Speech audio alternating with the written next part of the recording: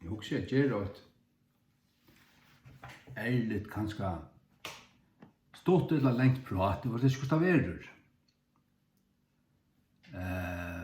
Om imisk ting bare. Bare lett jeg fra landet, lukka som. Så får jeg synes hvordan det er, det er det som kjenner av meg. Kanskje forklare meg sin eller jeg vet ikke om jeg skal si verja, men jeg vil forklare meg støv. Hvor jeg har vært som jeg har vært, og hvor det som jeg er. Jeg får ikke rist med selv en av meg. Og jeg minnes da jeg god begynte at teka meg, hala meg. La meg bare si akkurat som her. Og i 2003 kom jeg som skilder med over hjemme i Russland. Hjemme til Färjar. Konan var stunden av, og jeg kunne ikke gjøre, og jeg rønte stegget at det er skilsmisse skulle hente. Jeg sier, nei, jeg fører hjem, og jeg måneder bare for at så var det til at hun sisseist, men det kom iver at det nåt fall, det var bare blitt nekk verre. Og så det var som det ble, som ikke velge av det. Men jeg kom så hjem og ble endernuttet i trunnet. At han har vært skøykla og kanskje, ja. Jeg vil faktisk si frafallen i 6 år, fra 2005 til 2003. Det var sånn at ta i hånd rundt ut ur løylighøytene i Russland og Akureyri, ta fell i og knæ og avkalla i Jesus av høylen hjärsta. Og her som la knæ, her bøyn fram fyrir meg hørte jeg lukka som 8 land kom inn, og da kom en stavur ned i gulvet, da kom et kraftigt dog, og i gulvet og bøyn fram fyrir meg, og da kom et gilt ljus og en durd og en varme inn i kroppen, jeg følte det bøyn av veien. Og fra tog løtu var det brøttur. Men allikevel så var det trinvust, tog jeg kom så hjemme til Färjar, og jeg da byen ta en for at det var et husmøte 16. og 20. i 2003. Nei, 16. og 20. Eller var det 16. Jeg vet ikke, jeg var ikke også om det. Jeg halte av 16. ja. Og jeg taler om Jesu blod.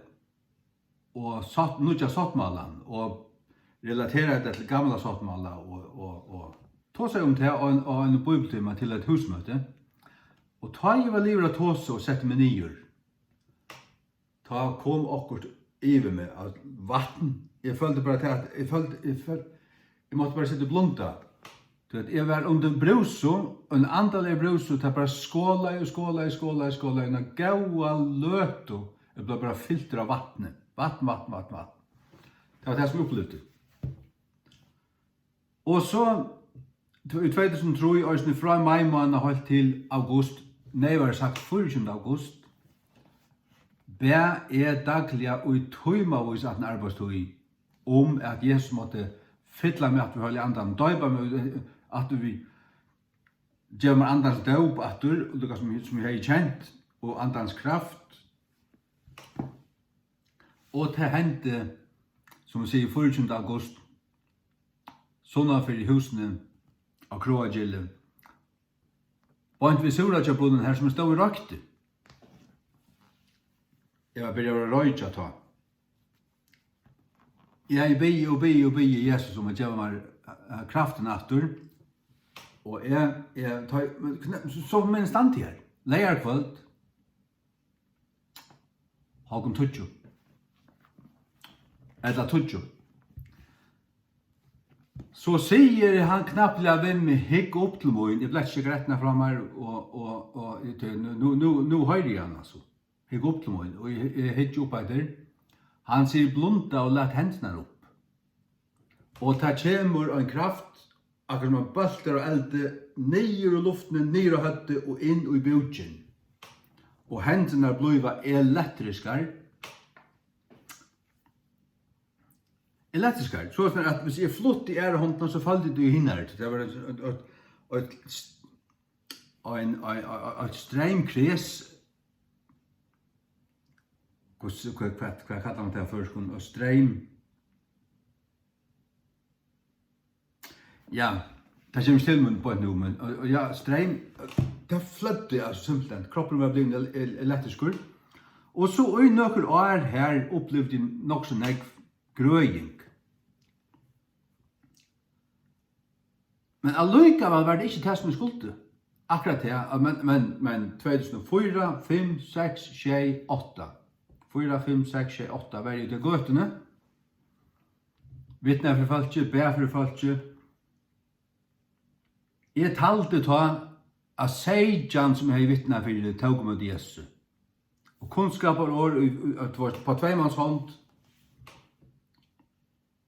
Og alt det her. Men så, og i 2004 bøynaveien, så så kjøpte jeg meg filmen om Luther, som kom ut i 2003. Han øyde bare Luther, og jeg hukte at hun, og det ble bergtidsen av løyven og kampen som Luther tog i. Så kjøpte jeg en bøk i kristelige bøkhandelen her nede som Guds generaler, God's Generals og enskund. Han første, han gav tvær ut, Robert Liardon. Jeg får slett ikke snakke om han ikke en person som akkurat blåstemplet og alt det som han parter av. Han en heigen indianere, og prosperity pimpor og alt det. Men han vidgjørte reformatørene, og jeg kjøpte til bøkene og leser henne, og jeg leser om Wycliffe og Luther og Tyndale og alle disse mennene. Og til bergtog meg, tar dere strøy, tar dere offer, tar dere lov, tar dere vittnesborer. Jeg var purasta bergtidsen av til bøkene. Jeg leser henne lenga tog, atter og atter. Og hukte etter Luther-filmen nesten førskvønt. Jeg vet ikke hvordan ofte jeg hukte etter Luther-filmen.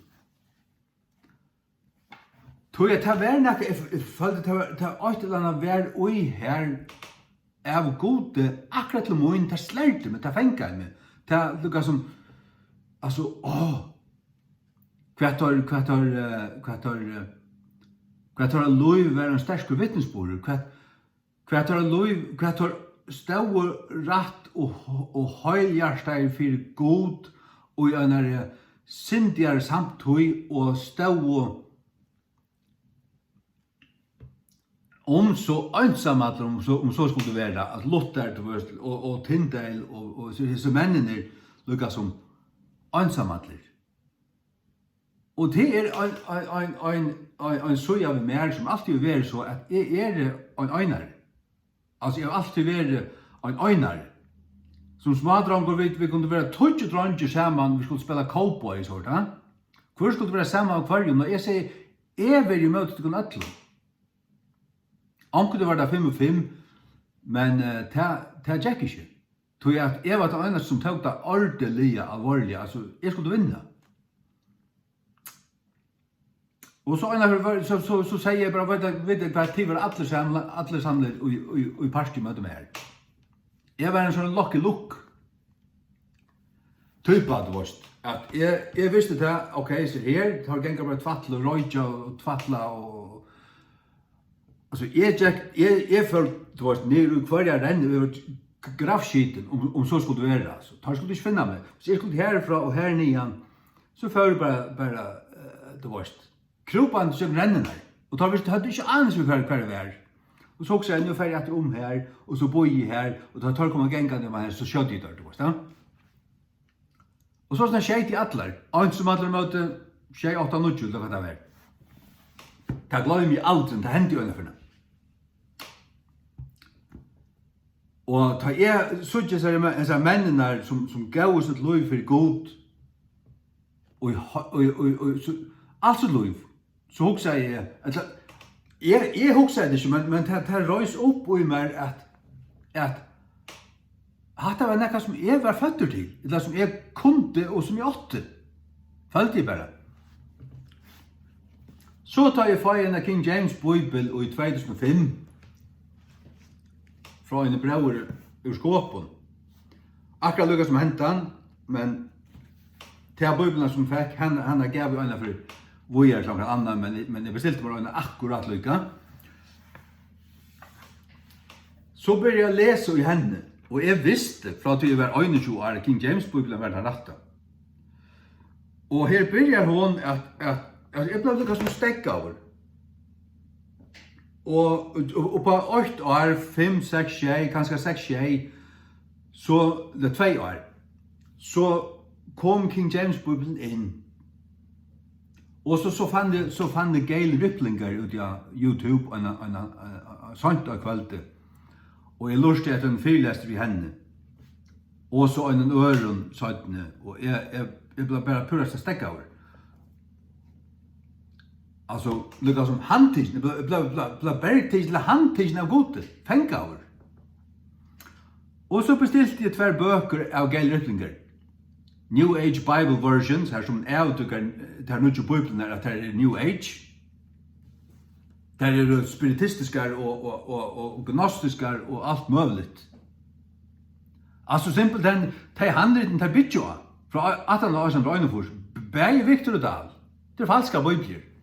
Jeg sa det, men jeg vet at det som var 21-22 år. Og så kommer så bøkene fra Gail, og jeg leser det her på nekromaner. 1200 søyer og 800 søyer lenger. In All of Thy Word og New Age Bible Versions. Og jeg ble atter bare mer og mer følte jeg til det. Og så 2006 så at det her jeg begynte å føle at det her må ikke gjøres. Jeg sa at denne Bibelen er brukt som verdalsa Bibelen, og luktes hverskje øynene til øren. Hverskje øynene til øren. Så jeg tok henne nye av teltene og for at lust etter King James opplysnare og ratta hver en setning lukkan dutt. Det gjør det en høyland vettur.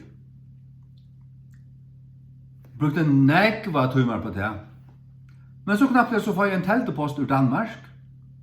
De bjava meg til en bibliotøyingar rastevne og evangeliseringsrastevne.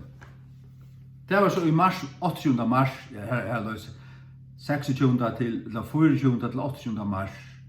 25. til 28. mars, er 4 dager, ja. I Kolding, 2008.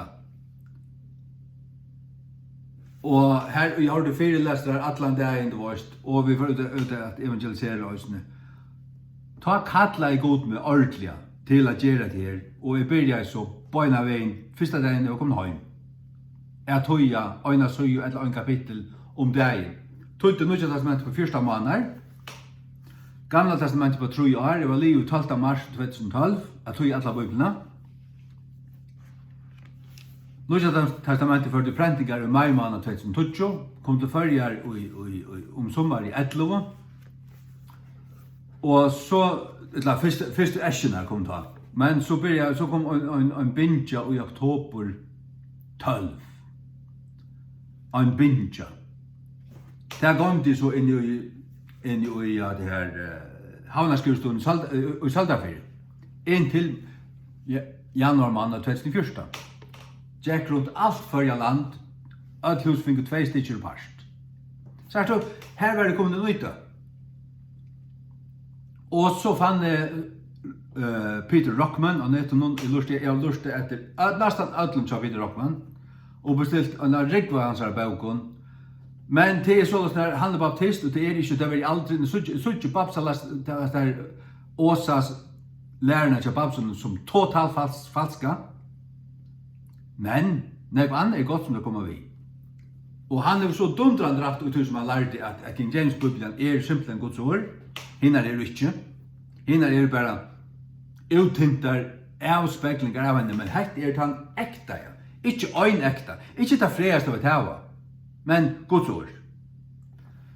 Og det var vi tog åpenberingen I min hjerte at jeg ordentlig kom nøye til og gjør det. Simpelthen vi tog samføringen at det som jeg har her Guds ord. Og jeg skulle ha en føriske utgave av henne så neiv og så rett og så lykke som jeg vil gjøre litt.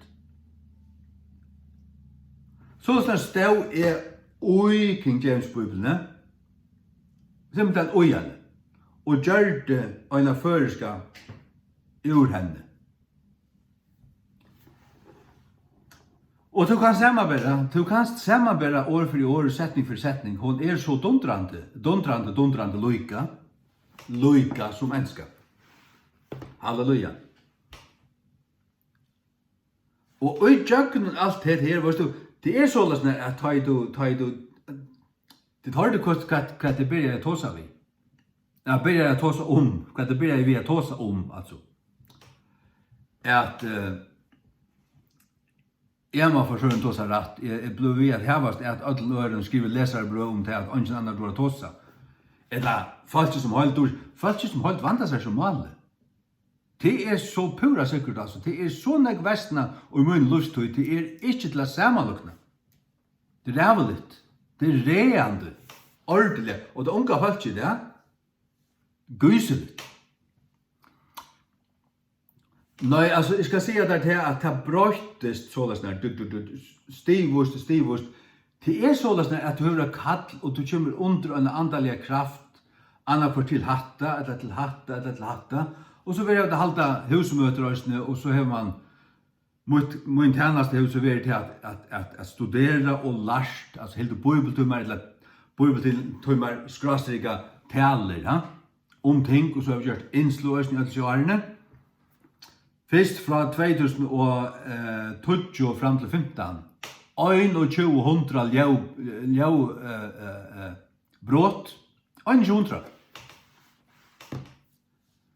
Det var ikke til at jeg før jøkken sorterer det, som det var en klipp sånt brott, jeg tog ikke samme at ta. Men det tok alt av til gamle heimasiden, det var 2100, og så før jeg sorterer jeg akkurat kort i vekk, akkurat sveiser jeg sammen til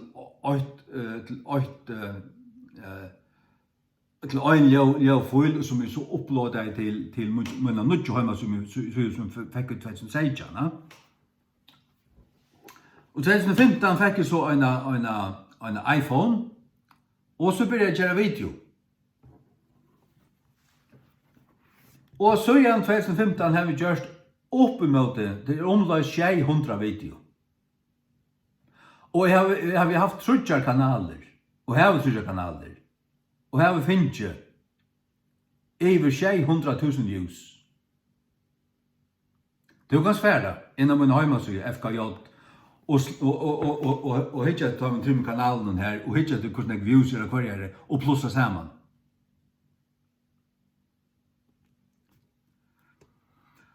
Og hva fei fra falsk fyrir alt det her? For det første, jeg vil slett ikke gjørst det. Vai mer om jeg var en mannsløysande lorst ende. Om jeg søkte at toknast mannen, så er jeg slett ikke vært henne Kristus. Og jeg har følt av sånn her, jeg har haft eveskått og salving. Og frumøv.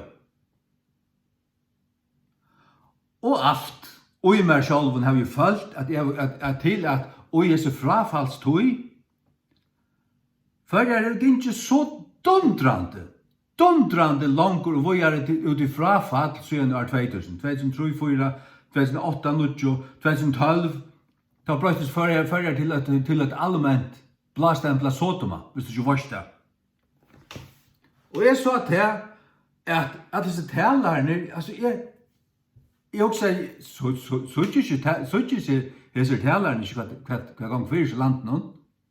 Alle disse pastorene, alle disse smøylande djekaskortene, alle disse også gamle menn, jeg tror ikke for å nevne det, men tar alle kjenter. Læt oss i kvart kvart, ordentlig pinsar og sånne.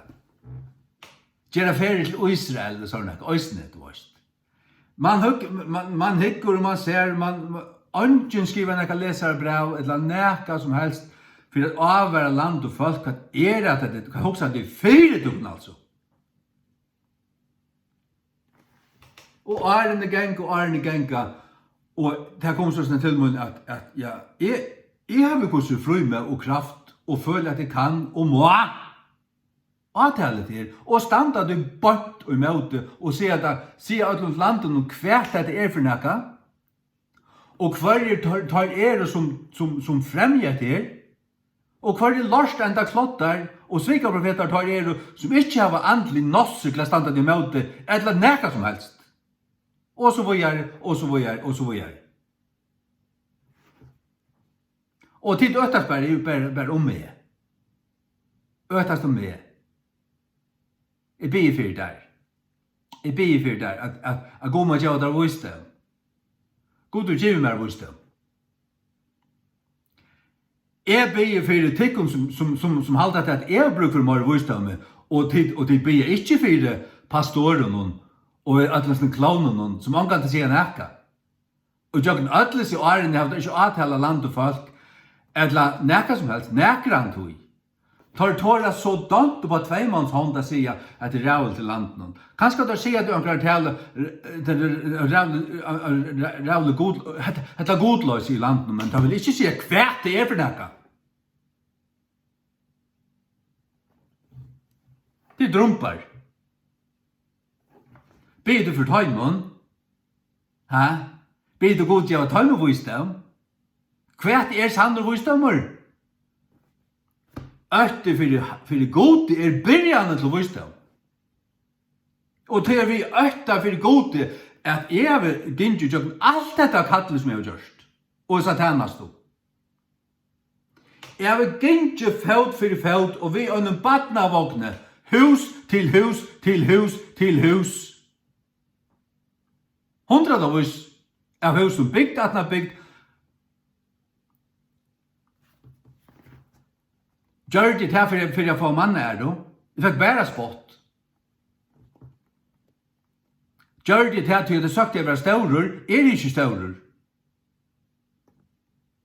Jeg er ikke blitt staurer, og det har vel ikke sagt å bliva. Jeg har angående sagt å bliva det.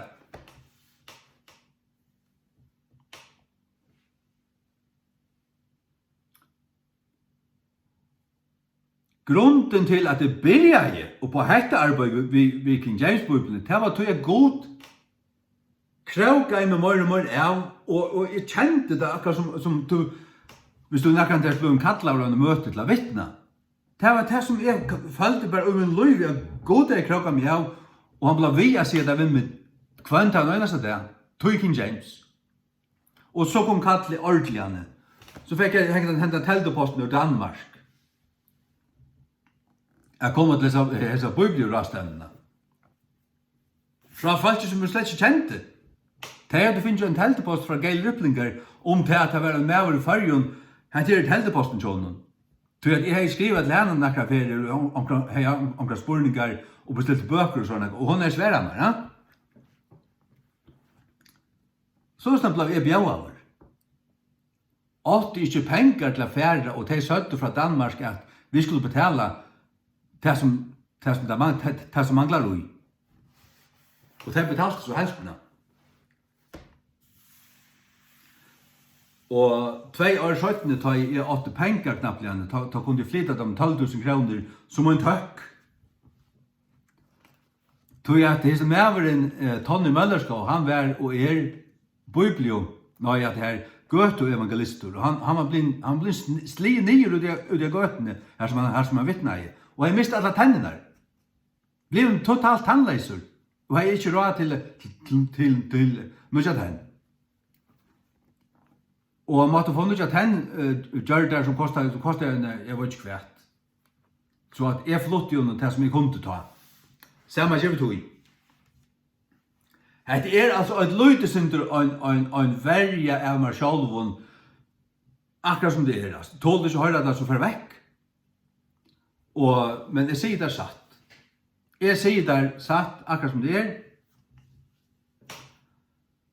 Og det faktisk 2 vers som mer så høyt av alminnelige innelig. Det er 17 Peter, tror jeg. Jeg minnes det enn ta i 17 Peters brev, særlig, kapitel 2 og 3, kom og brente oss inn i mitt hjerte. Det var en borren flickvar öna för den. Jag flög ut till Island. Jag visade sonen. Jag läste om borren flickvaren. Jag kom ordentligt under. Alltså, jag har inte sett det för hur kraftigt det var. Hur salta det var. Vad ska det vara? Hvis det er salta. Fullt i kraft. Fullt i høyla løyka. 17. Peter 2,6 sier så løs. Fra 5. Og de ikkje hinnu fåttna heime, men frelste Noa, hin 8. person, og en rettvises båra, og førte inn flåene iver heim hinna av godeliu. Og brøytande steger Sodom og Gomorra til Øsko, avdømte han tør ved en kvelving. Og gjør det tør til et firedømme, fyrir tøymon, og i 18 år skulle liva av godelige. Førjar nu iverordna og allmänt gjørst til et Sodom og Gomorra. Falt jo flott seg her til, og landspolitikerne, og borgarstjorden i havn, og Kai Leo, og Høyen Mortensen, og alle drumparlortar, og bispor, og prestapatje, og ditten datten, hava stolat i. Og tar prestane som hava bekjent kulør, som han sier, tøvnar en flagg, og kommer ut og sagt at tar i møte, du tar i ångstand her, altså, 2-3. Og alt køyre bra vi ved større smøyl, ja, velkommen, godt å sitte at det, godt, ja. Og Guds ord sier her, at han god dømte Sodom og Gomorra, og kvølvde tar bøyene, så setter han der fram, han setter hva han gjør det vitt fram som et firedømme, til et eksempel. Firedømmen i 18 år er ikke 17 i tøyene. For å livet av godlige, at han ikke gjør det samme som tøyer. Og til man nå ferdig, altså. Og man kallar det bare en alternativ kinslig orientering. Der er med for 30 år siden at det er perversjon, og kjenska, og svunskøyt. Og det er hva det er. Og mever, og kone. Og annet du gjerst, til å få det av henne kinnen, og giftest, alt annet svinnerøy, og fænaskapet. Bisvenninga lofte sier til her.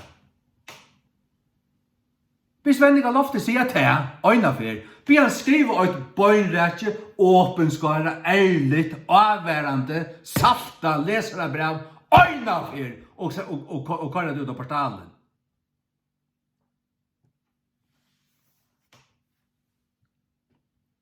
Etla Paula Høy, etla Simon Jakobsen, etla Paula Jakobsen, etla ankra av som rumpunen.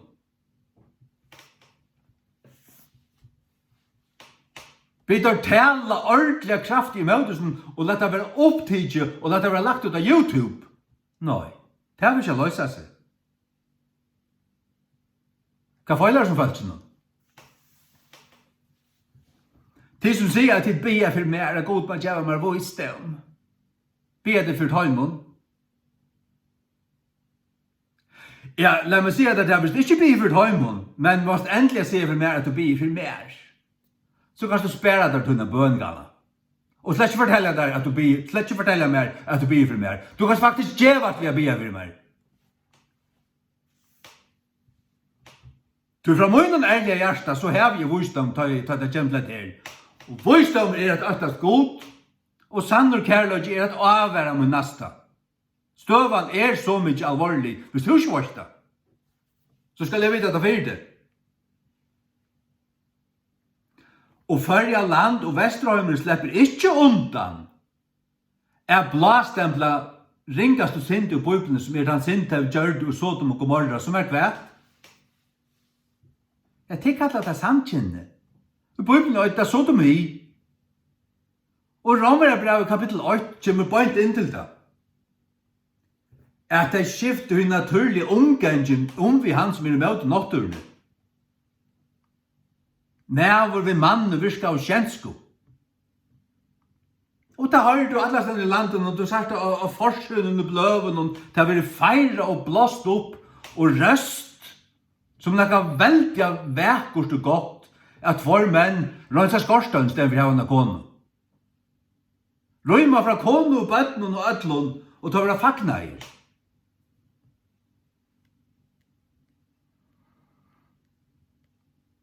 Og møgn jeg høyter løyversen her og takk han inn, og sjalt i Nesvøk det overast oppe folk som sier strøyast ved det her. Fortell dem at det bare en likn og bare i sinnen. Problemet at folk lærer og heldur til at det uibåret, og det ikke kunne gjøre vitt. Du kan gjøre okkur vi øyne hver liggen. Problemet at de trygg og øyne liggen og hjertan og i sinnen. Og til å lære dit, til jeg vet det. Jeg har hørt av for eldre mannen her, at tar snakka av eldre menn, tar snakka om disse her fundene som og panelfunder, og hvis du ikke kommer noe ut, så allikevel så hører du det fra øren, at hvordan det blir først fram og lært, og til alle funder, altså lever her og der, Nesvøk stedene, og så snakker de om det her, og når han var her, fortalte hvordan det strøyes man hever, bla bla bla bla bla bla bla. Skal han slippe stand og spudja sånne skrep om han i ungdommen? Eller skulle de en sted vi åpner Bibel og praktika, hei nekra gjørst til alle tøyna. Lette Guds ord opp og avvære akkurat og sagt at det ikke uibor, og ikke skapte så. Det ikke Guds skyld at du så. Og at det ikke først i tunne DNA, eller tunne kromosomen. Du så med over. Du født i vinnes snjaldrare, så du med over. Der skal du bare gautaka, og leve her etter.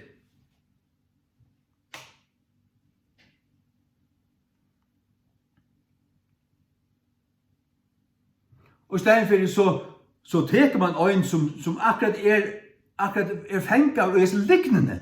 Så han tror stadig var lignende. Og han vil sette fram, og lignen vil akkurat så når du i alle ungdommen. Jeg halter til jeg kan halda det. Halda det at sodomi en liggen? Nei, det vil ikke kalla sodomi. Det vil kalla samkynne. Og sjalt året samkynne en satans liggen. Ur enda tarmi og i annan. Høtti forsteg det.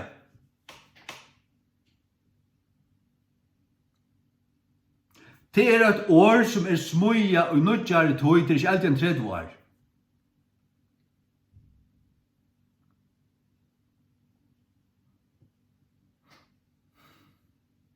Fyrir at uikleast ta nødja tankan, og så serverast. Så brukar du til året, så heldur du til tankan om livande. Du ikke lukka mykje at året stendur i en bibel. Det stendur i hesar bibelen her i 5. Mosebok, Deuteronomium 3:16. Det skal ingen håra være av døtten Israels, etla ein sodomittur av sonen Israels. Hva en sodomittur? Det en med som praktiserer det samme som mennene gjør det i Sodom og Gomorra. Jeg kan gjøre det her. Det en slags forstånd.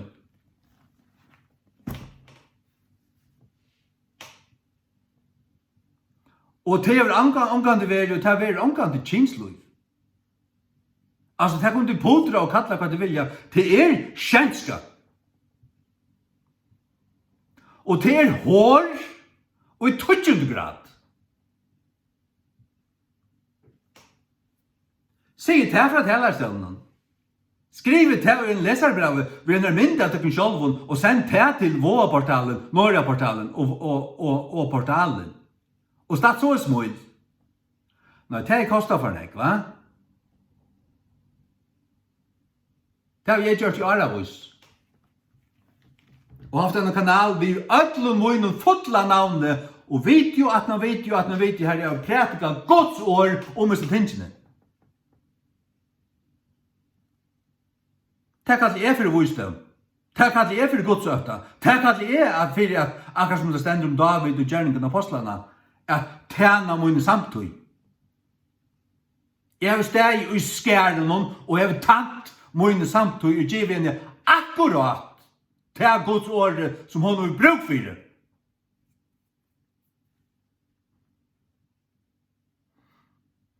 Og tid som suttja til som feil, eller til at du gjør ikke vil visdom. Jeg gjør der til å skilje at jeg har mer visdom enn tar som tida. Jeg har mer visdom enn alle tar som omgang til å si nækka. Og sikla så trygt og gjøkken hese enda tog. Og leta samtøyene halda til at alt stender vel til. Og både om Guds kærlighet og Guds nøye. Men ikke kun til at de kan synd det.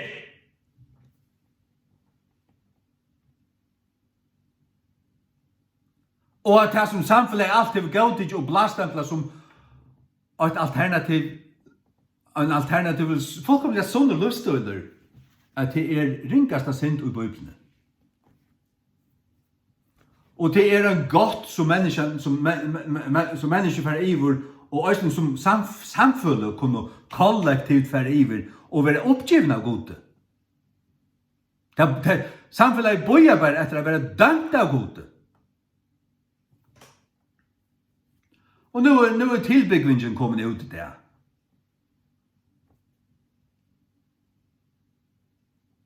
Det sånn her kloneren, det sånn Resjadjai, høytningeren Sverrason, kom ut i sånn her.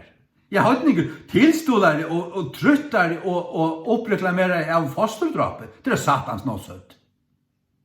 Det altså du sier akkurat hva han satans nåshøtt, og et satans bad, tvert i kjøkkenen.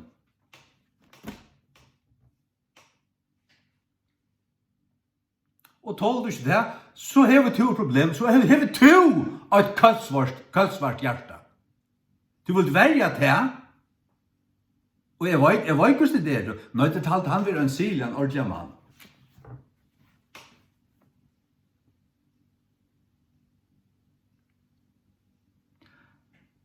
Og jeg hørte et engst video i jar,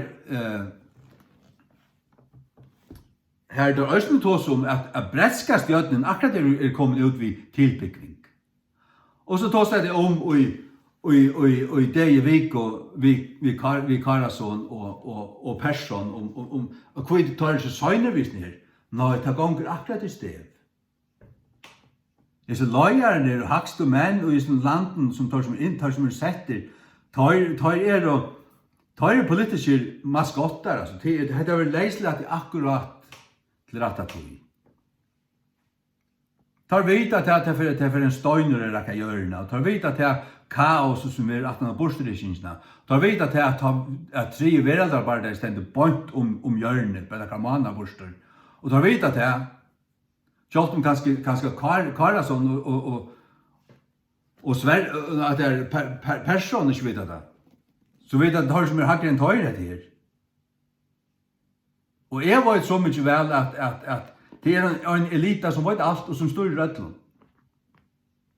Sitter nere i Brussel og Kvithusen, alle stedene. Som står i rødlen.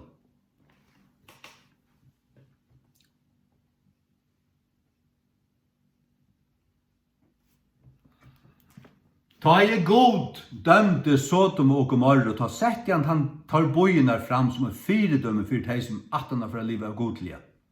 God splatta i dag. Avværa ditt land og folk, tid som gautekket her. De kunne tattla det kun kristen, de kunne genga og møte i alt hva de vilja, og spela så fitt, og sinja her, og sinja vi lovsangsbalkon, og alt dette. Halda det vi er snær. Så er det devils impregnera i tvørste jøg. Totalt blinda i.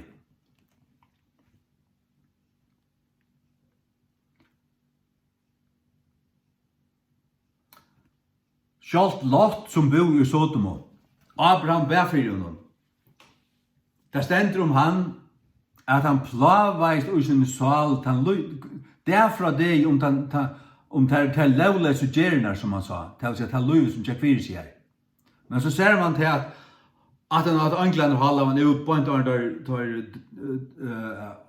boinar att man sa att han var rätt spiltur. Sealiga spiltur. Det vill säga att spillingen så som hej äter sig in åan. Allikevel kunde han ikke torka og tåla det som Jack fyrir seg av syndene som sodomittene gjør det. Men tid som tåla det er spilt. Det er spilt. Og de som tåla det, de viser, de halde òsne vi Palestina og Hamas og hata Israel og alt det her. Det kommer til kjøntar hva frukter ditt hava, at det hava faktisk Satan utikon. Og de tåler ikke til at en næver skal sitte og avduka Armgar Arke og Kara Selstein som tvær vittløyarar. Og kalla teg fyrir tvær Satans svikaprofetar som jeg har gjort ut av sørste innslån som du kan lust etter. Nei, tog at det er egentlig dama da. Og det tåler ikke at det er kraftiga haft og stundje og stundje håla. Ta måste komme opp med det mer.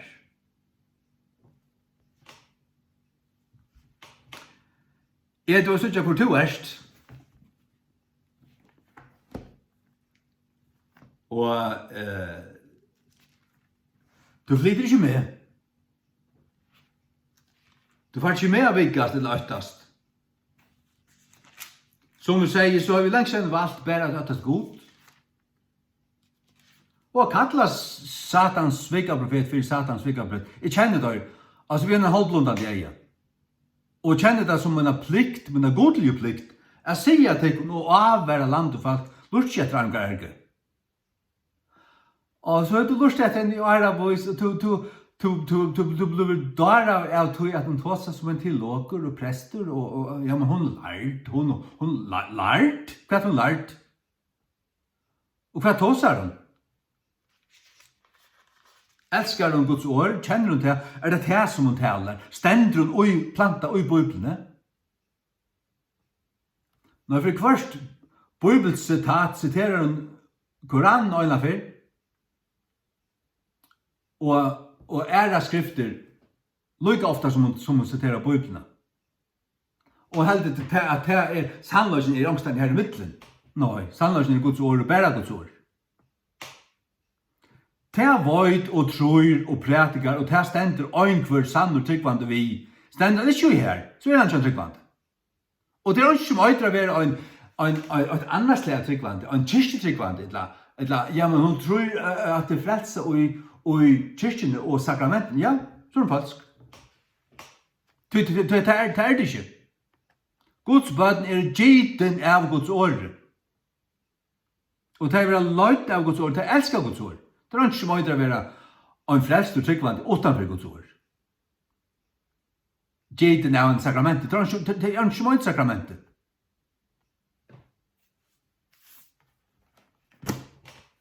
Kan fylla kvann døybefont og alt der bor sundur. Fylla det sundur. Brenna det. Det kan skrell. Og du kan døypa øyn på en sannan frelstan og inn i eller vatten eller sjøvnen. Og han er lykkevel døyter. Og du kunne brauta en boll og blanda glasar ribbenarsaft og halda prestane av bavan til og heva et satt herrans bor. Frendest det?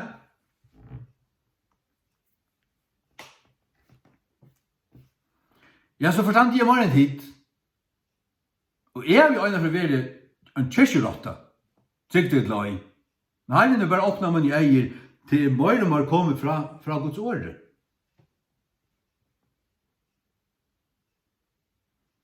Og jeg var lurt etter til besta fra baptisten og til besta fra pinsen, til besta fra som kjellig leiren.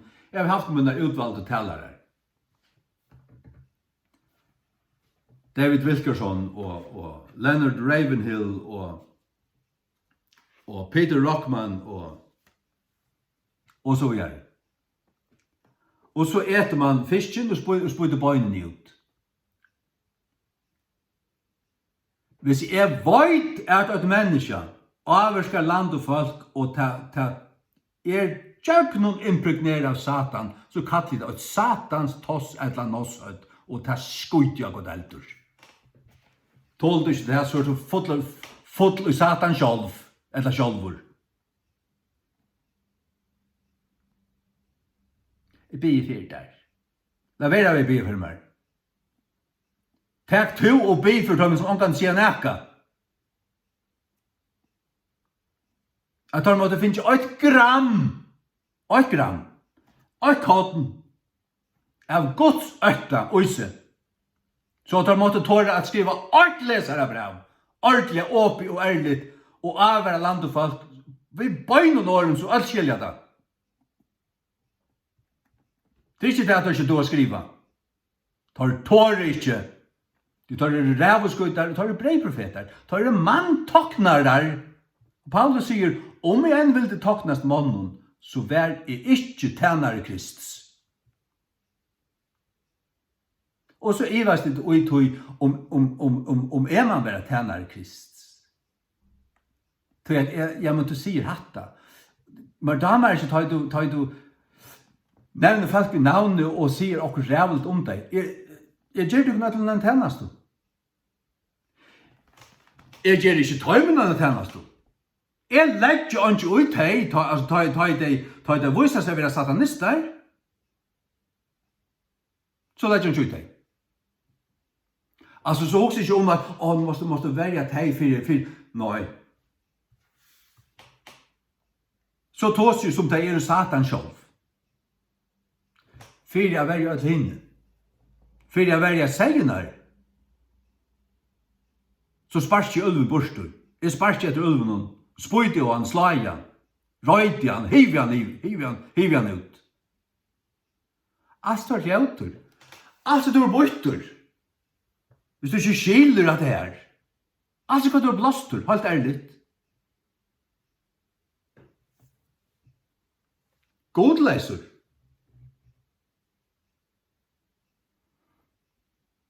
Så snart så gjør jeg på tingene. Og så snart har vi sagt på tingene fakt, jeg var ikke nær byrja, at det her byrja kom ui med fra 5, 2005, 6, 6, det kom ui med fra alle tøymen som vi les. La meg for dette som bøgen som vi snakker om.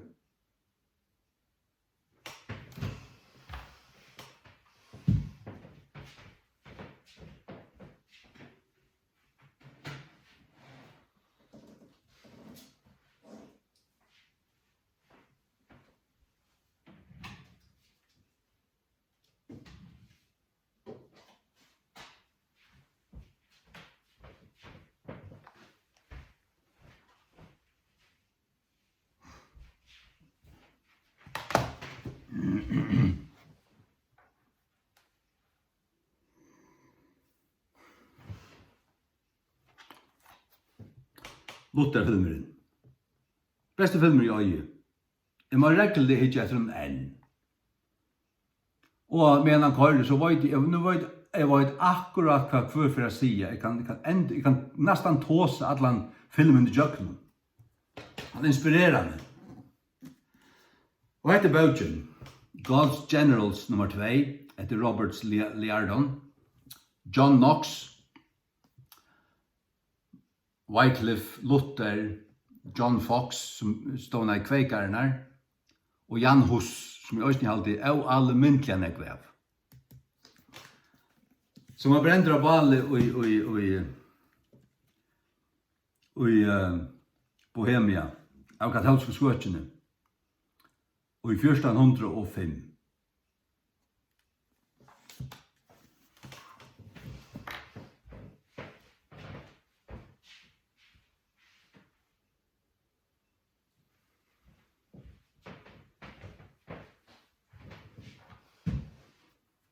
satt av juni 1415 om skilta. Han profeterar i, tar han ble bränder av balet, han sier at god er vusser kvalde fyri at ta kunne brenna gasene. Hus med ikke gas. Han var fra en boi som et eller annet hus. Han med ikke gas og tjekkeskund. Men god er vusser til at om 100 år for god å røyse en opp som tar ikke for å kunne brenne. En sven. Og han visste at han var gasen, han sa at han brände under gas, men så kom en sven 100 år siden som det ikke for å kunne brenne. Det var det som er her. Martin Luther. Der finns det en halv sveker såringer som anker til å skrive til meg. Han skriver lengt rådot leserebrøv. Det er så alt leie, men han fyrkjømmer rattliga forvirraver og hever så skriver møte med denne kafferen og sier til at du er akkurat som Luther. Og ta månte han at jeg skulle gjøre meg for det. Det gjør det meg ikke for det. At jeg er akkurat som Luther, takk for det. 1000 takk for det. Hva var det han øyter? Jeg minns ikke. Det er onker knokk for å være baptister. Og det er det nok til av. Og som til at jeg ikke snakka med folk, vittne for folk ikke, møter jeg en ordentlig herdaun, djevelrentun, godsbottare og ateister, så er han en frafallen baptist. Eller av baptista folk ikke, og heter sitt egna folk, sin egna menighet og alt det.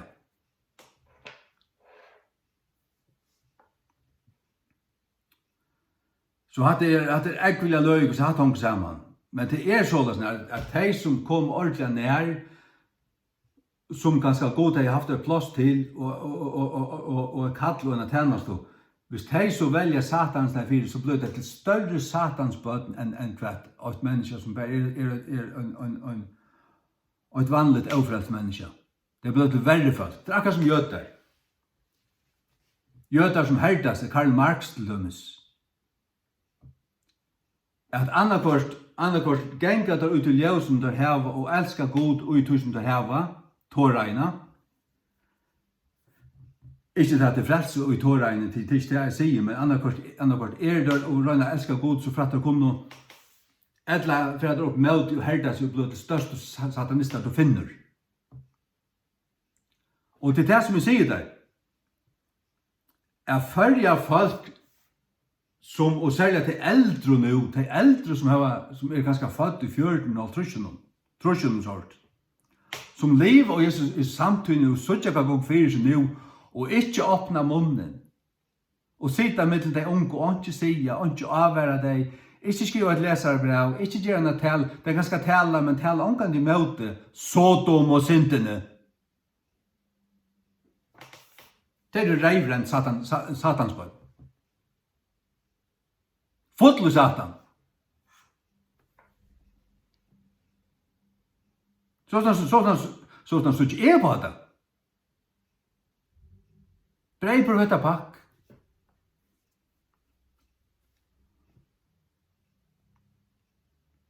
Du måst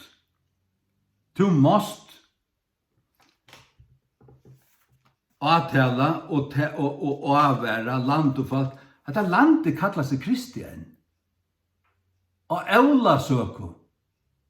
Gongur bispur fyrja kyrkju. Vi søgn av lagmanne. Du vorst. Og Eula søkan er gjør til hatu i sodomittana. Og bispur talar ikkje et år i møte til nekrantu, han fagnar det heldur. Gjevur uttrykk for at han er hona uti. Leif Erik Niklasen skriver til bisp Jakob Fredriksson om han kunne få stål fra Falkarkirken til sutt arbeid for deg, fatuk og heimleis og sånne. Nei, det fikk han ikke. Men Annelies Bjarkan var jo satans nåt så at hun fer. Og det vil samla inn i folkekirkene til en sodomitt. Akkurat som at det rei huset når i Slesvig, hever en mann overste rauk, som det sier er en sodomitt, men han struer seg han nødt til å leve frahaltande. Fortell dem til at hans fantasier, alt det høyl er en satans likt alt som det er. Det burde han ha finnet videre fra bandspoen, ja. Folk halda hatt om seg selv, tog at de er oppflaska i vildigten fra bandspoen, ja. Fra badnagøren, fra skolen, fra media, fra ødlun, fra kringvarpen. Ja, som forbanna i kringvarpen. Hvordan kan jeg si at det er forbanna satans lorst av kringvarpen?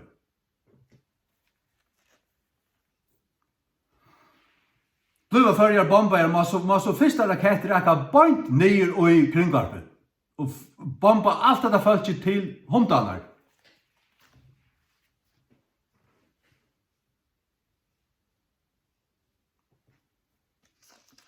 Og mann nummer 2 rekka Bispagær.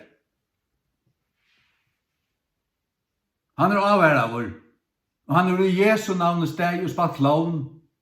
Underhildet til at det er oppi Norrlandhusen.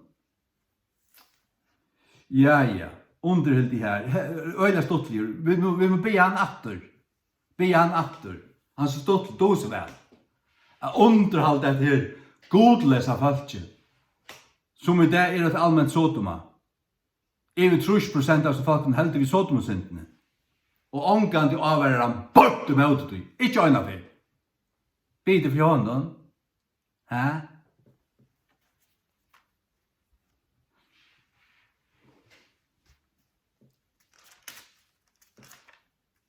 Nå søtt.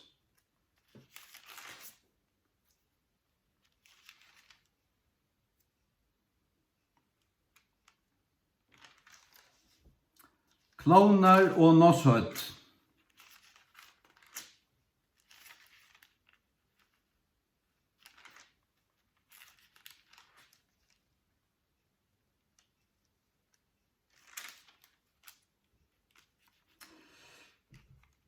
Ja, det stender om David at han er tant sunne samtøy. David har han er tant sunne samtøy. Jeg minns hva det stender nu. Det stender i halde til jeg mener til Stefan og sånne verje røv at han tåser om David.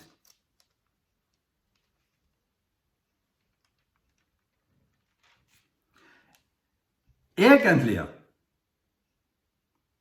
hvis du vært ilt av tog, at jeg kallar svikaprofeter og satanister for satans nåsøtt, men du tåler at folk skal stande i Jesu navnet og ståla anstykkene, så vil jeg si at det som chatter vender opp, det vender nyer, og det som vender nyer vender opp. Du har koppar og høtte. Du har ikke forstand.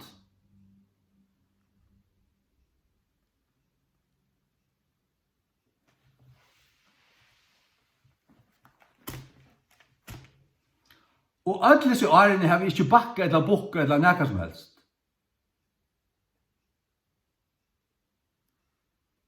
Det eneste jeg sier til det er at hermi ikke etter meg.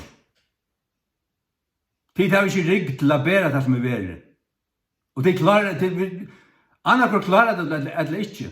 Du måste være utgjørd og klarer til det, Arne fortalt det. Og det har vi verre. Og han som har lært meg, jeg til halda ganske til Satan. Han som lært meg er den samme som lært Hesar Han lært meg Han kladde meg kraft, og vi derve, og ørtaløse. Så sånn at jeg øttest ikke mann eller djevel, jeg øttest bare god.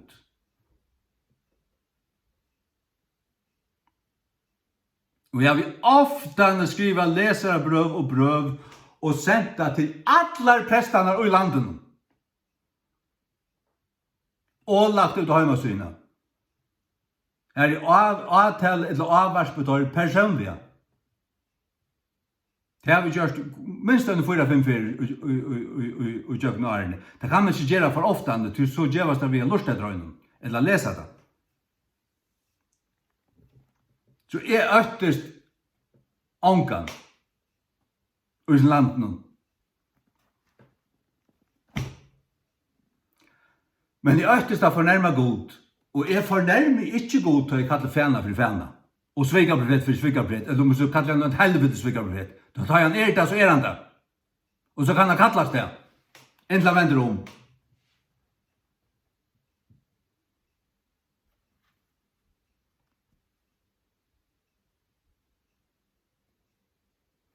Arke som sitter og citerar ur Koranen og Mitras og øron vannhøyla om jødskon skriften og sier skriva stendur og så spenner hun til alt sammen og så det bare 8 landet her. Hun taler ikke for god. Så kan du si, ja, men hun sier ikke at hun påstår ikke at hun taler for god. Nei, men tillykker mye. Hun taler ikke for god. Men hun taler om god og om Guds ting. Men hun presenterer det ikke rett. Koranen er ikke for god. Koranen er uppblåst av fænanen.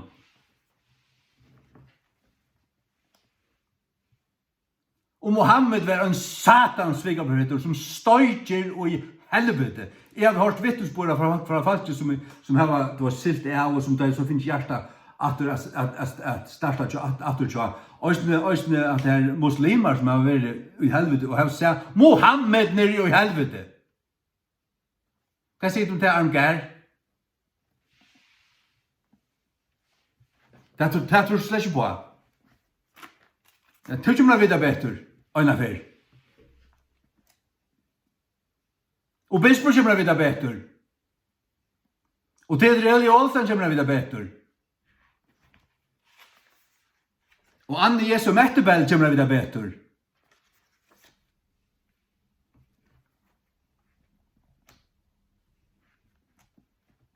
Og Meinhard Svartalui kommer videre bedre.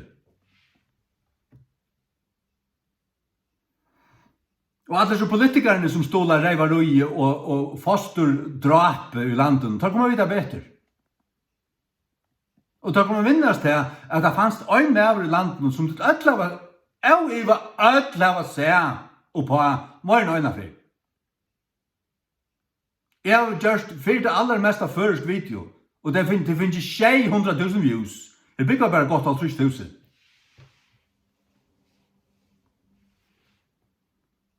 Så jeg har vittnet for min samtøy. Og jeg har talt det om sannløykene i Jesu navnet. Og jeg vil dømte av Gud til å vite. Og han kan spørre hva gjør du, og hva var det så ytterligere? Kjem han å spørre meg til, ja? Ja, Sverige som jeg så alle grunn til det. Det er vel for øye vi grunn. Og det er det som King James-bibelen sier. Han som er vrøye vi brauer sånn utan grunn, han er vanta for det, dømen, eller ranen. Og i vanta for det. Jeg vil ikke si at jeg vil vrøye utan grunn, det vil alt grunn. Og det vil alt grunn til at hver prætiker man i førjum er skriva leserbrev om året til alle som portalene og tala negve med det som ting. Og det gjør at det slett iverøver ikke. Hver som helst i vrøye vi brauer sin utan grunn skal være vanda for dømen og i vanda for. Hvis du gjør det utan grunn, så er du vanda for. Jesus var vrøyer til en gjør seg en køyrel og pushka det her og rektar ut koppa i båren. Og han har tatt en grøtt i en mann av sabbaten, da var han hukte på at vi vrøyer stendet det. Løser ikke øyne for at du kan asna sånn av sabbaten og løyrene sted til vattningar. Han var vrøyer, Victor. Og les Matteus 23. Her han flangte farserene av en høyland kapittel. Han kallar det satans, eller helvetes bød. Det det som jeg kallar i munna samtøy.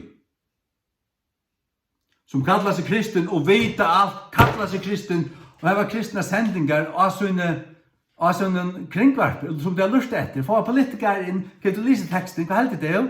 Spyr Armgær. Og så sitter Bjørn Samuelsen her, og en stolar av öllum fællesskapet, og jo, hon har lest teksten og spiller kristen, helvetes apparat. Ikke kristen inn og i eia. Det er klaunar og klottar, det spiller komedie for falskene, og det ganske snøyta det til, men vi har det ikke snøyt. Det er det øyneste vøyt.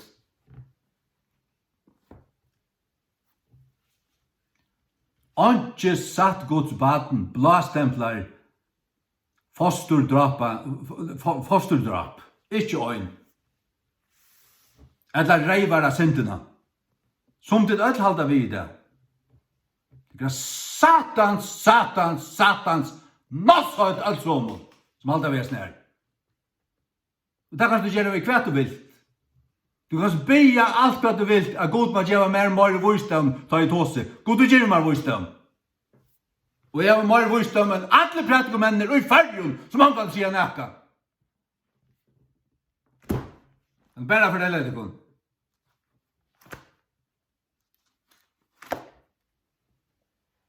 Og det sier vi tikkun, det sier vi öll.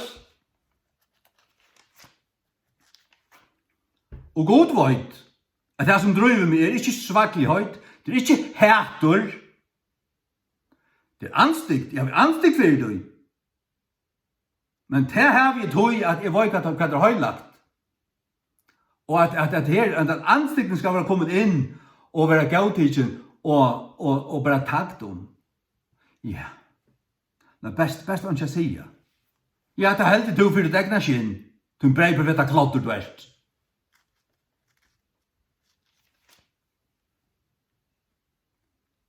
Og jeg vet, og i min hjärsta, hvis du ikke vet det, så må jeg bare fortelle deg, at det som jeg driver med video, det er det som jeg kanskje tar seg mest om. Og som jeg ofte øst meg opp, og finner meg bruka sterk og greffelig og salta i år. Men som jeg vil ikke kunne, at når jeg har gjort det, jeg vil ikke kunne lagt det være, vi har lagt det ut kortene. Tog jeg vet hva jeg driver med, og hvordan alvorlig støvene er, og finne god om han føler mer, så vet jeg til at han vil mikroskopisk og immun til, jeg vet alt det her, men velja fri friskild er tia. Velja tia. Og den visdommer til og den visdommer. Etter jeg skriver et så utlent leserbrev, at du bare hintar til det. Men de som leser det, vet jeg ikke hva du mener. Hva måtte han? Når han er så utlenter og innpakket og babsalier og påpasselier, vi tog meg ikke en gang å lese det som han skriver. For han er gjeldur. Gjeldur. Hvor? Take your pick. Atler.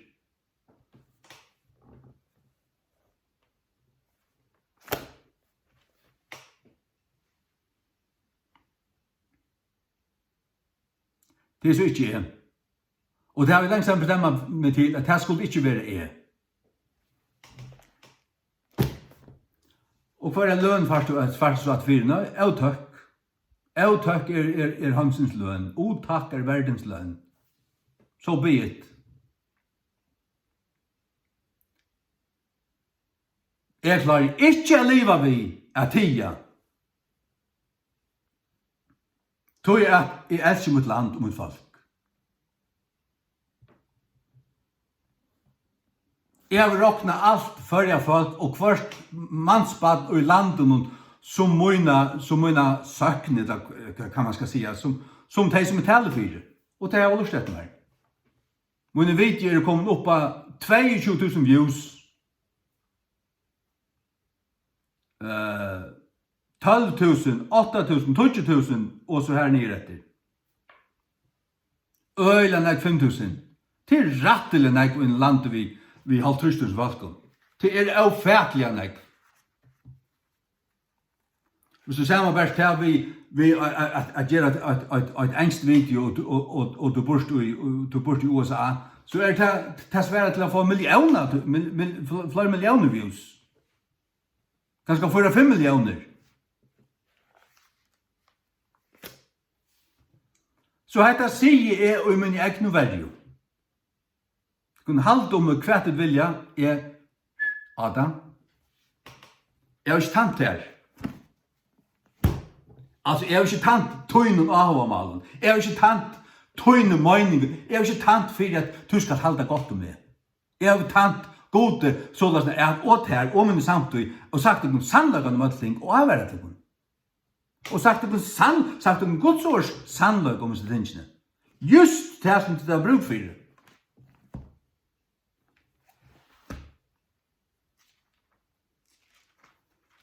Og tid som her var fragt i lorsten, tid verd til samme døm som de som er dømt fyrir det. Hva stod du i? Det er også tås om avtaljande fyrir. Ramar brev i 8. Som snakkar om det her, at de hadde kunnlag om god, men de lød ikke at innehalde han, de lød han gleppa. Og så fører de fra at tilbya god til at tilbya skaparverkje, så gav god det opp. Og så fører de seg være så vois, og så gav god det atter opp. Og han gav det opp trutja ferir. Og så i vers 26 og 22, her så gav det til at, nu får jeg knappt lande at brenna og gynd mot for en øren. Altså, ikke bare 100.000, men bare i veksande grad. Det blir bare fagna, enn ta av ævla søko. Blastempla oppi reivene av bispe. Hver kyrkjan salt og ljøs, så var det tala bant og outfoi tøyet i møte reivarøynen og sodomskapen. Hverja tøy øynast ævla søko. Og bispor satt og nikka i. Så var det salt utan. Bide for tøy. Hæ? Bide for tøy.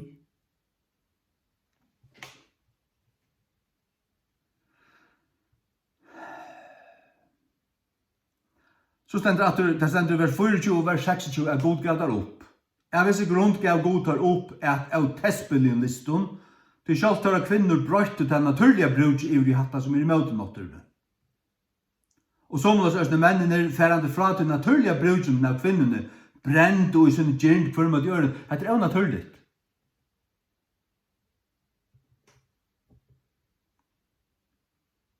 Men vi mannen virkande hatta som er sømmeligt, og få han i seg selv til virlige vittlåsøyner, tar vilster. Hva er det? Og i sånn uimindene. Det som dør halda og tryggva å være samløyga. Eller ikke hvordan kventla seg dronkene med føtter. Og han har alltid vært kventla seg. Det er skuit, ja. Han er en dronker. Han skal bare få vite at han skal styrka sånne mannlige egenløkker så han vil omkant kjenta. Fortell om det hvis du elskar han. Og stedet for å spille det vi, for at lette han oi som kjenta og djevnen ljøsarett og dukker. Og alt at det kan være så gøy, og det er djevlen rent nossøydet i hva det er.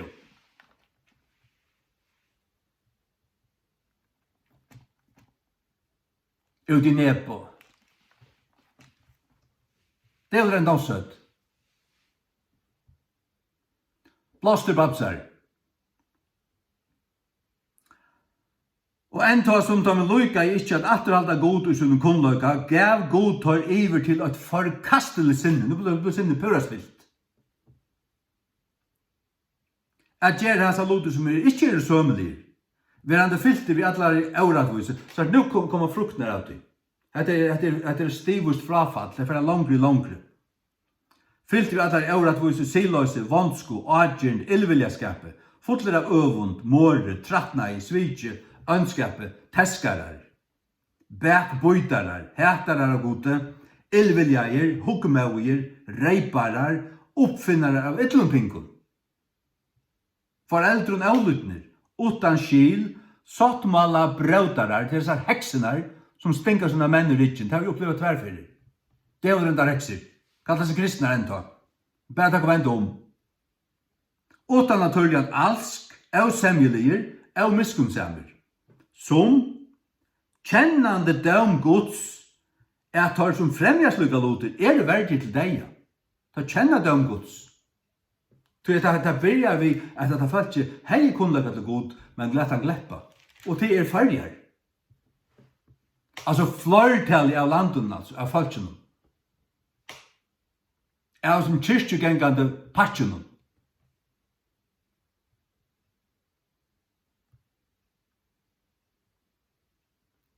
Du er ikke kristen. Hvis du heldur vi reivarøye. Og heldur du vi reivarøye, så heldur du garanterer òsne vi fosterdrapet. Og du heter Israel, og du stoler Hamas. Du satans bad.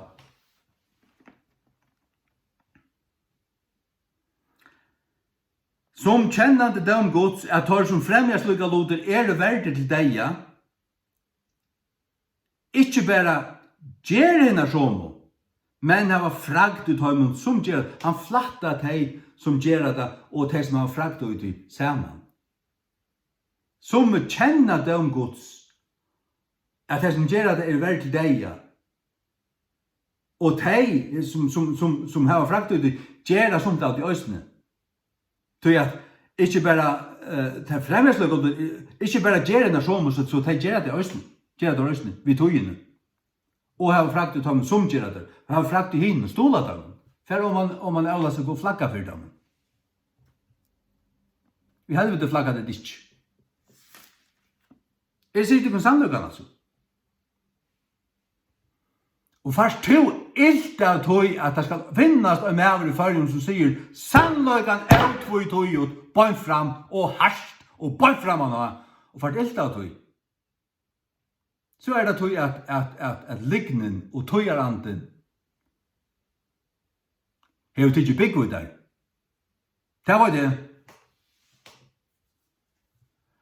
Du hei du haft ordentlig anstig for det, så hei du haft fragt ut tog at det sett en med og tog seg herlige bønte med og kalddømte det og lett og fylla i alle lignar bygningar sunter. Og sette sannløkene steg. Det hei du jubla iver.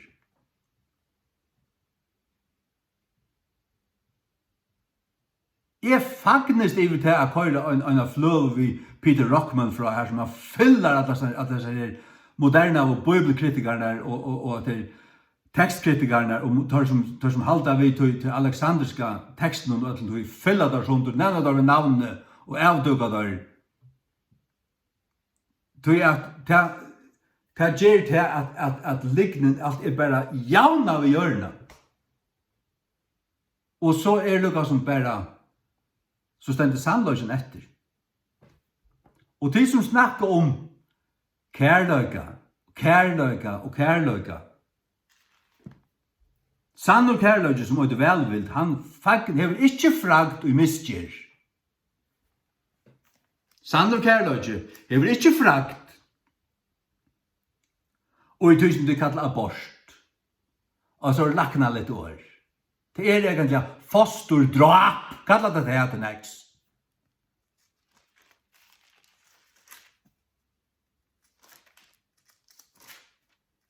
Tål du ikke til at jeg kallar det er, så er det fått det samme andre som de har viser, som i avtalen.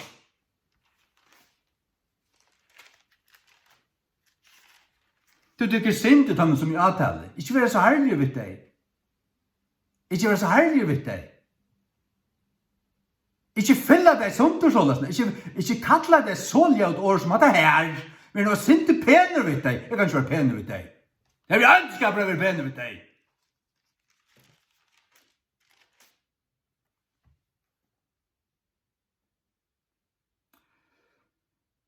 Fyrra Korint 13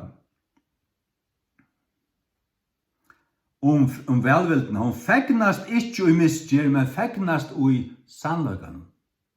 Sann og kærløkan. Ta han har sannløkan sagt han, så fegnast han jublar. Han teker ikke synd i, ta med godleise. Han teker ikke, sagt du, og ta ikke ta med godleise, så det ikke ta som fengt men som strøyast, og ærlig be god om hjelp og sånn, men som rævlig syndere og lykka. Det slett det som jeg snakker om. Jeg snakker om primus motorene og satans rydde. Trøtthøttene og i framsøkten, vi regn kjøtje. Karasson. Og sprått bank og sånn, anna satans lort, som setter seg inn og møter og spiller Kristi. Men helt til en primusmotor i satans rydde, og et helvetes baden. Sprått bank. Helvetes baden.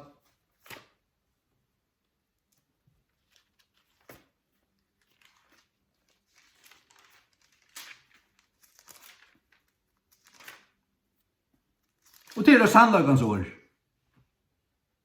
Hvis du ikke vet det, så skal du vite det nå. Og du skal du aldri vite det, at jeg vet det. Det jeg vet det. Jeg kjenner jo Guds bad fra den satansapparatet.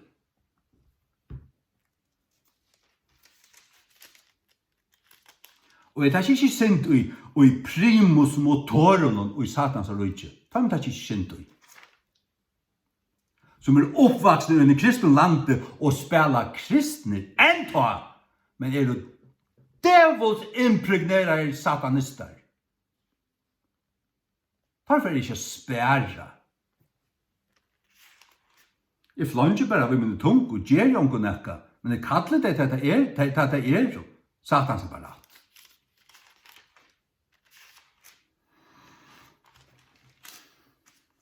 Jeg skulle i Salmanar, la meg ikke.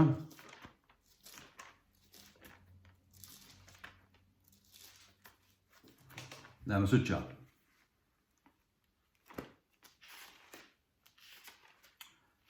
Salmanar.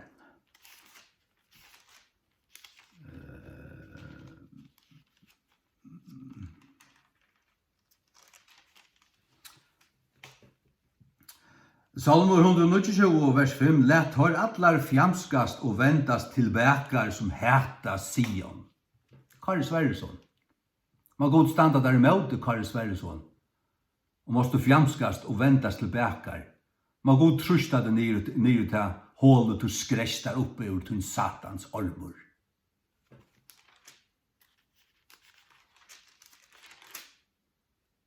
Tikk du sendte Kari Sverresson? Det rævligt at jeg skal kalla han sånn her? Ha? For da ber jeg for meg nå. Jeg skal ikke til noen bønn. Du ikke 8 gram av godsøt eller forstand ut der. Øtte for det gode byrjan til visdom. Lær det til eller halvt mån. Det stendur i Salme 139, vers 21. Hætti ikke tøyr og herre som hætta til. Og ikke harmur iver tøyr som rys opp i møte tær. Kanskje tilkjørt. Men det var David som Jesus attaver fra etter kjøten. Og han øyde soner Davids. Han skal rå av Davids stålig å gjøre i 1000 år. Han sier seg hæta tar som hæta herren. Så sier han, jeg hæte tar vi fullkomnon hætere. Du kan ikke elske alt. Elsker du alt, så er du knokk for hverandre. Så elsker du ikke. Jeg hæte tar vi fullkomnon hætere, jeg råkne tar munar fortjendar.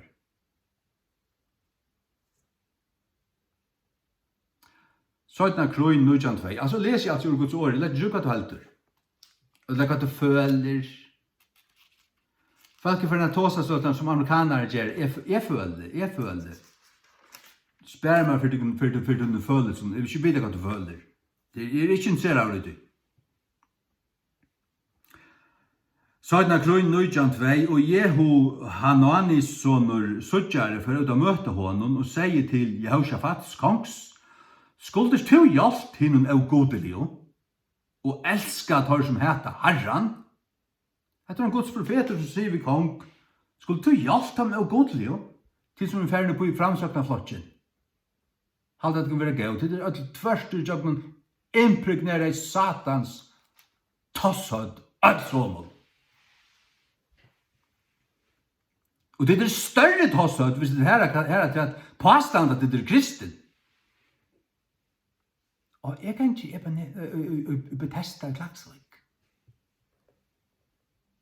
Det sier jeg om det her morgenjøtene for mer. Morgen hva det vil vite, det er det eneste veit.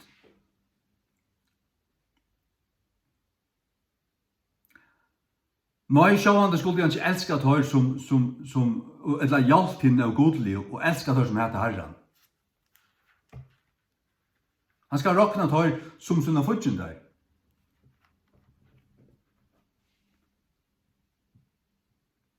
Jeg råkne javnarflotjen, atlan som han er, altså. Og framsøkt, atlan som han er, altså. Og unga samband, alt som han er, altså. Og tjøvel, alt som det er, bare unga og gamla og heila lorste, som han har fortjent der. Det er ikke høyre 8 år som en sosialistisk og marxister hever å si om nekka som helst. Han kan pakka seg og skruppe av. Salmur 6:25.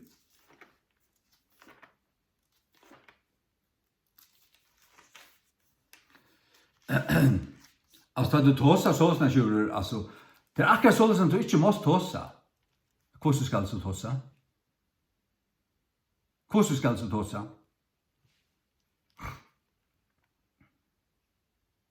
Hvor har man en video, finner jeg kanskje mer views enn hva folk vil lurt at linden utgjøkken er det. Det er noen grunn for det. Salmur 26, vers 5. Jeg har hæta samkommuna av ildgjeraren, og vil ikke sita vid tømmen vandu. Han vil ikke sita og leie, lukka som og tarra leie, vi tar med vantu. Nå her rymmer han fram. Og han hætar samkommende av ildgjeraren. Det er å være gauvor. Gauvor. Men egentlig ønsker man til at de to måtte vente om. Men hvis de er oppvaksen vidt ut til å kjenne, og jeg var fullstendig herdast og hjertet, og sagt nøy takk. Og jo primusmotorer i satans rydtje, men likvært her i kristen øysene. Så det tverstur i jøkken, devils impregnerer igjen. Bei nos og tossød. Nossød det tog at de er pervers. De stola perversaste synd i Bibelene. Tog det tar hødd. Perverst, et perverst folk, halde man kan kalla bei så og så, og rattliga bøynrætje kalla fyrir et nossød. Og tåldes det, så det bare et problem. Og hef du mer ilt av at jeg skal si at det, og ja, men det så dundrand sannøyd, men du får mer ilt av at jeg sier det, enn til at prester som arge og ærer og rør alt sammen og tenner Satan og Jesu navn. Så det en Satans idiot.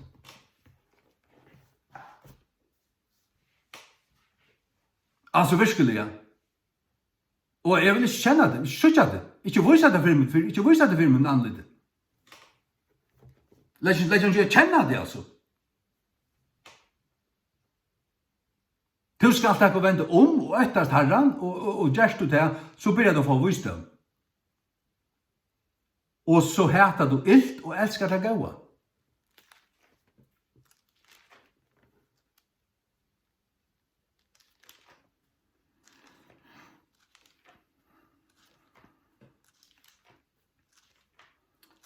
Så heter du ilt og elsker det gode.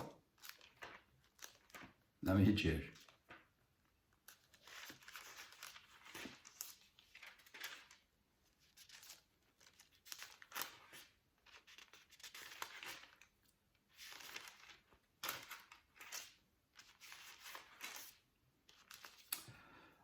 Amos 5 og vers 15. Hætti hit ytla og elske til gaua. Hva er det om kærløykan? Det falske skulle alltid ta seg nek om kærløyka. Vårt du kvært særst du bare på kærløyka, og ikke javn vi at her vi høyla løyka og Guds øtta, så først du ikke sannan kærløyka. Det kan du bare si der. Så først du en humanistisk, falskan kærløyka, som ikke er kærløyka. Det er ikke Guds kærløyka, er bare kærløyka. Jeg elsker.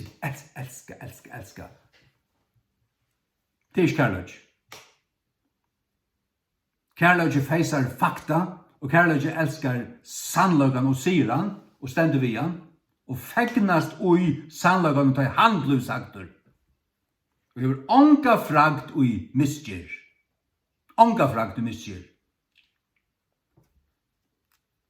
Falskur kærløyka, han skal nok rønna fevna alt og rønja det. Og for å si at jeg sier sodomittene, nei, det er ikke sodomitter, det måste ikke si, altså. Han, fra at han var 3 år, så visste han seg være uvanlige kventlasliver, altså, og alt som han var har han vært til. Blir han vendt blir han innsøkt at begge i sin hjerte og sin sinne, at han var alt sitt lov han har helt så veri at det er han troen likn. Og let han køyre til liknene ut ur sin hjerte og fra sin sinne, så blir han hemskifter. Det var det.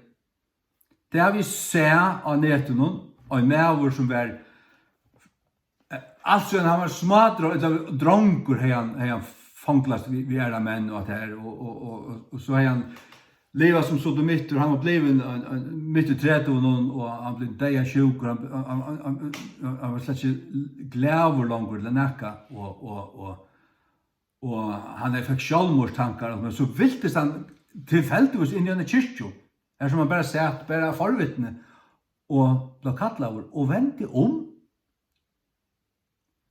og sier skorstønsrøn ser han opp, reppålaren, lekker han ut, og for å lese i sin bøybel og genga til disse kyrkjene her og høyre Guds ord prætika og 3 år og knappelig så slittna jeg også av. Tog han hørte året rett prætika.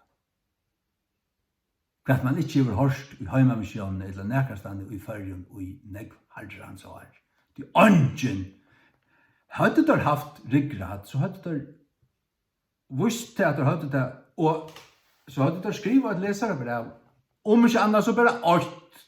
Men det gjør det ikke. Helst Torleif Johansen til nekker.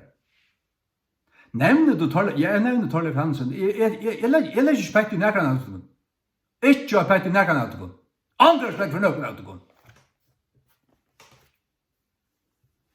Så stand det av forsyn og i tro på han og vise det her nødja statsmalen. Hitlerbibelene, og få ungdomene brukt det.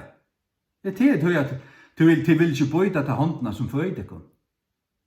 Det er her de får deg løn. Det er deg livebrei og jeg tror på det.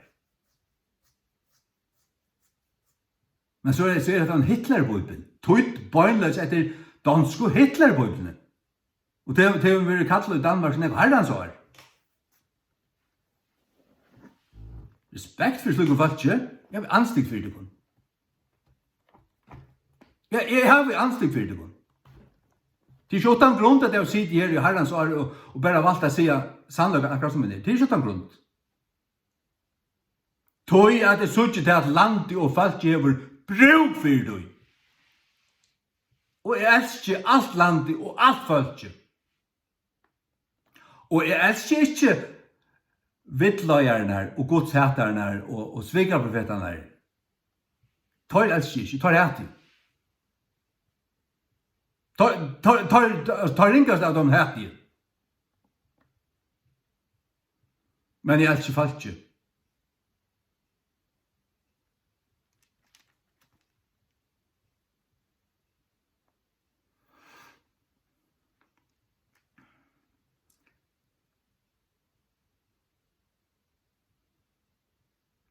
Vittløyere ikke tjenere Kristus. Vittløyere ikke tjenere Kristus. Jeg har ikke her sagt at Torleif Hansen vittløyere. Men sier bare, tar så blåster.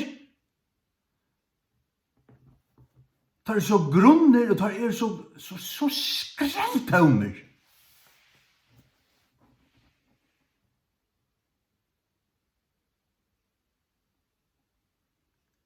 Stendur her til Amos 5:20, tar heta han og i harstar og i porstrunnen, og tar man stenst vi han og talar røyelige. Tar heta han som harstar, til at amen og talar møte og i porstrunnen. Hvor står man i porstrunnen? Til her som alt falt ikke Jack. Du kunne sagt av torgen SMS. Men varst du kvært, og i stedet for jeg stande av torgen i SMS, så har jeg bare valgt at varst du kvært, jeg stande av torgen av YouTube. Og gjør jeg et video som ble lagt ut her, så kunne folk hitje etter i kvöld, eller i annan kvöld, eller i natt, eller om en viko, eller om et år. Akkurat dette passet tøymon, og det kan blå via virke. Er ikke underfullt? God du gjør jo ikke her. God du gjør jo ikke her nå i enda tøyne, jeg kunne tala sannløygan akkurat. Jeg tæst ikke synd i breivefeton og tosshøyton og vidløyaren og ditten og datten, som færa folk vi skrambli og ligg. Ta mig tæst ikke synd i. Jeg hiljer ikke i nekran av tøymen.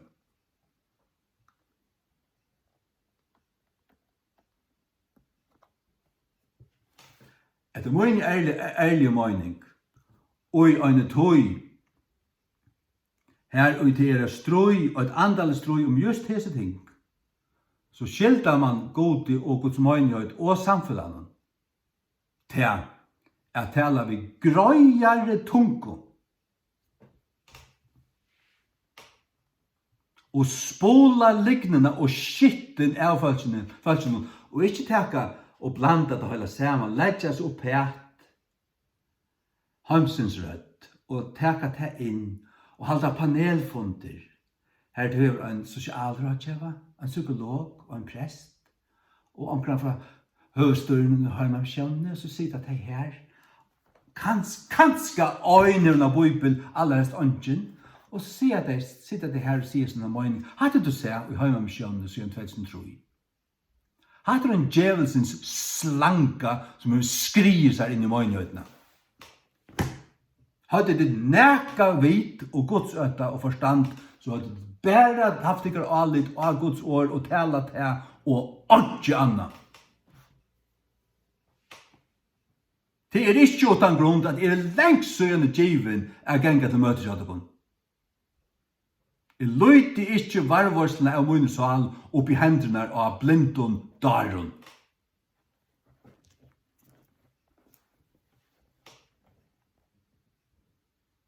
Så det som jeg har valgt å gjøre i stedet for det at lese og lese og lese og lese og bygge og lese og ta seg av god og hytte til kristne videoen og at du lese og lese og lese. Og det at du må gjøre til min dødjande det.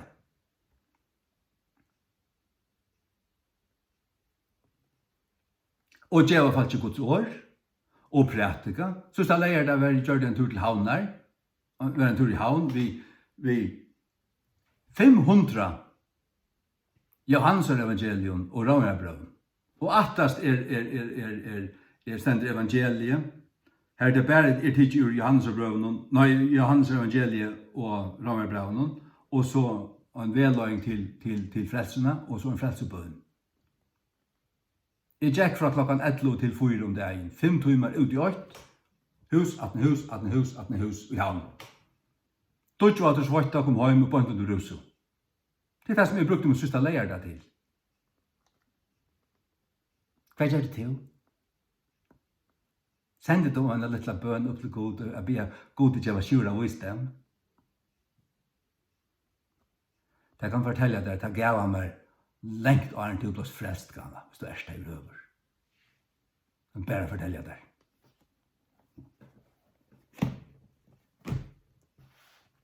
Hvis du steg over, hvis du steg så funnet, og til som skriver slukk til meg av og til, Så fint.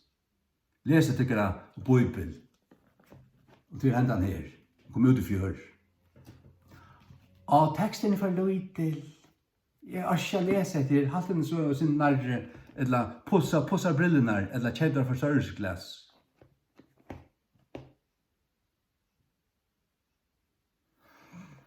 Jeg gav foreldrene kvarsøyna, og jeg husker, kanskje det for løyde av dem, men så kjøpte jeg dem kvarsøyt forstørrelsesglass for 140 kroner kvar. Det skulle anka ombering her for ikke kunne lese Guds røyn og sånn og bøk. Er det for løyde for der, så kan du kjøpe der forstørrelsesglass. Og kjøp så grenja. Og kjøp så østene bi for meg. Det skal ikke om bønne fra folk for meg, som halter til at det han rævelige. Men tar som omgående sier alt år at har det ikke rævelige. Det avdukker hver tilstender. Og slik mennesker lærer som jeg kjenner. Du kan vende om, eller kan skruppe av. Halt ærligt. Slik falske mennesker lærer ikke å ha samfunnet vi. Du tar så omgående samfunnet i andan, og til han sier om andan som jeg har det så ikke.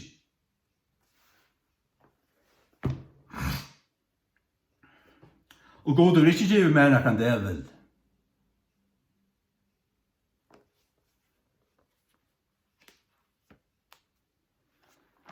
Og kalla Satans baden for Satans baden, ja, det gjør det Paulus. Kalla Elimas for Satans baden. Jesus kallar farsierne for helvetes bøn. Så helvetes er ikke banjord hvis du bruker det rett. Helvetes svikarprofeter er en svikarprofeter som helvete har røst opp, som er kommet opp på helvete. Det er hva han er, altså. Han tar jaua så rævelig. Det er to år som dolka. Eller dolka av år. Han jaua bare rævelig for dem som er skiten. Som han ikke forstand heva. Som bare sutter alt som en gråa massa. Det er at lignen er ikke fylla sundet for der. Du stender oppi midjo, oppi midjo og lignar midjo. Det tog. Færre saupa. Færre saupa.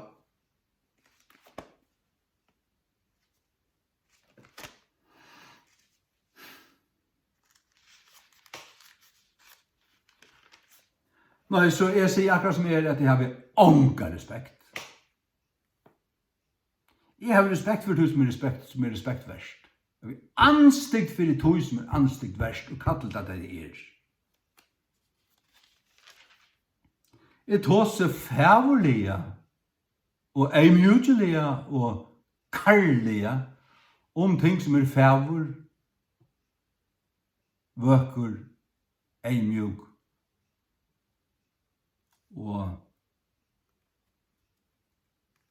og så videre. Jeg vil ikke blande ord. Jeg vil ikke tåse sålesnær. Jeg tåser sålesnær om hatta, og sålesnær om hatta.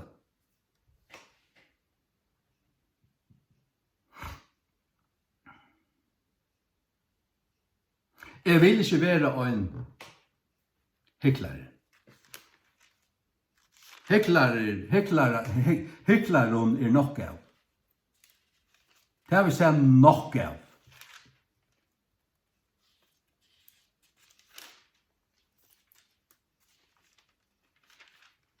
Øyne med klapparene og kottla fyrir av sinne.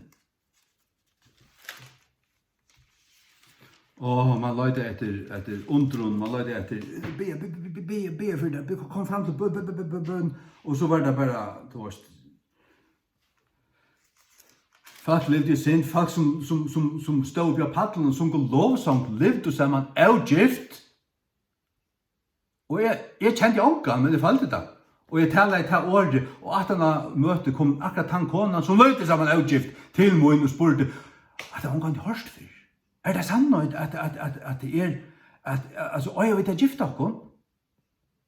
Ja, sjálfande. Det er noen gang hørst fra Jalken Davidsen, eller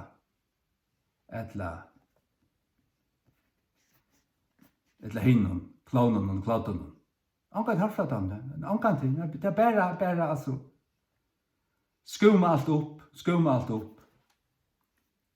Nils Jol. Skumma allt upp. Ta som herlighet och kärlöka och ontur och sort.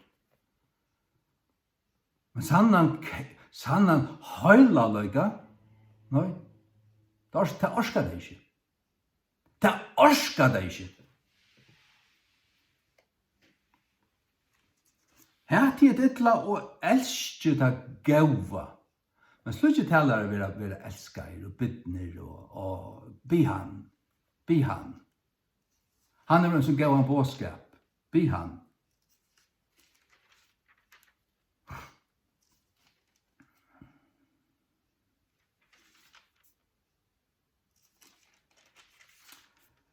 Nils Julia.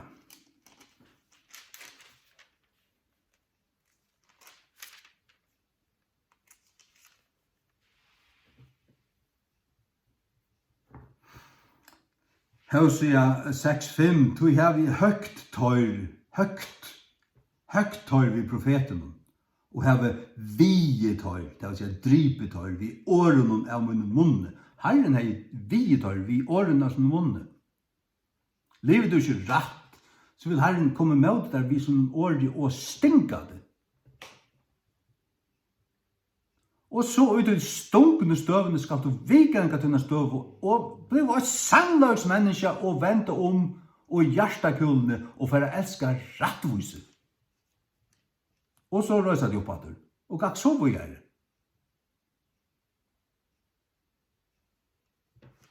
Jeg har noen gang opplevd det, at godur steg kunne møte og slide kunne frem av eller stunge til kunne. Hans år over rannsakant stunge tvørst i jøgten til og du falt i dømdan, du måtte simpelthen Herre, nå han meg, fyrir meg det her. Jeg kan se Guds år kommer inn og tar opplyser og du blir sannført om det som du hildi og liva og hvordan du, altså det blir fullstendig forkjert. Du steg og på det mye og ligg. Og så flyter du det. Og så blir du sterskere og røgnere. Det har vi opplevd. Det har vi opplevd. Og det at du ikke har opplevd det enn, det kan ikke takke meg av. Man går standa der imot og stinka det tvert i kjøkken.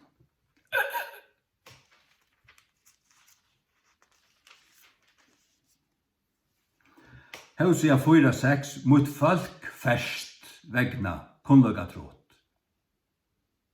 Mot folk fest, så står folk fest, 2F, fest vegna, fest, FE, vegna, VE.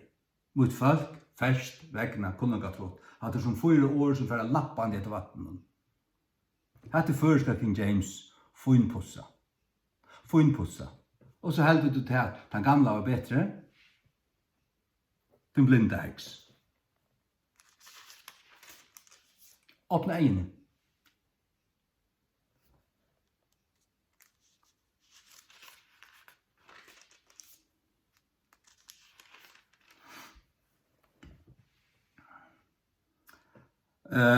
Hosea 9:6. Ja. Heimsøkingar deaner komner. Endurgjalds deaner komner. Israel skal vita det. Profeteren en føyvel. Hva en føyvel? Det det som enskun øyder av fol. Hva er det islandskun? Fibel? F-O-I-F-L. Det først med føyvel. Fol. Og da det. Bøtlingur. Det den bøtlingur. Men jeg kjenner altså profeteren en føyvel, det vil si han vil hilden være. Men han det? Andlige mæren over. Kvøy? For det fjeldene av tunne misgjer og ta mikla hætre, støvan landen. For det fjeldene av tunne misgjer, det vil si landen. Ikke hansara misgjer, det er ikke profetens, men ta som han taler for. Det gjør han auan. Og han blir kallet en føyvel. Han ikke en føyvel. Han ikke en dårlig at sutja det og tale etui. Han viser for det.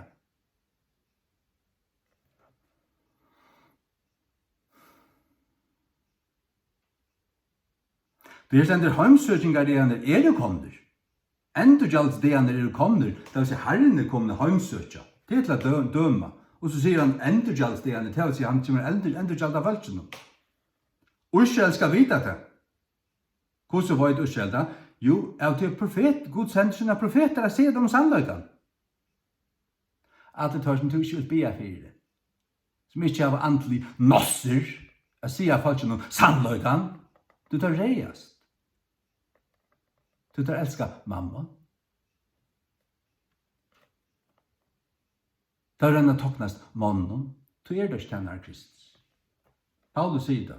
Om jeg vil du toknast mannen, så vær ikke kjenner Kristus. Jeg vil ikke rånt å toknast mannen. Hva er med hvis jeg kan ferie toknast mannen? Jeg har faktisk gjort meg på urtøy at jeg skal ikke toknast mannen.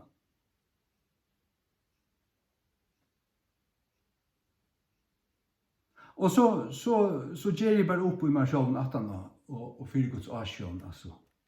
Kvært og kosse. Rannsakje meg. Og så har vi bare fri. At ha det. Så faktisk ikke tåler hatta, men tåler hitt. Det så god nei det. Men det skulle ta å vite at profeter har vært tar av mittelen. Det sier god vi Esekiel. Og hva sier god vi Esekiel og tar han sendt igjen, ikke ende tøyt som tittnostøyns ende, som diamant ende. Det god gjort mot ende. Jeg kan støta 100 folk nyer. Jeg kan bøyna og et helt eldstarra og en pastor nyer. Ta jeg vøyd at jeg har rett, og det var alt for kjærst. Så bare jeg ikke en tomma.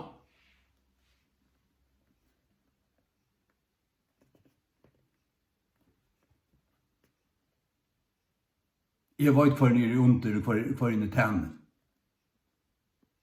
Jeg nemlig uilaten. Jeg har slett ikke lett meg selv nå.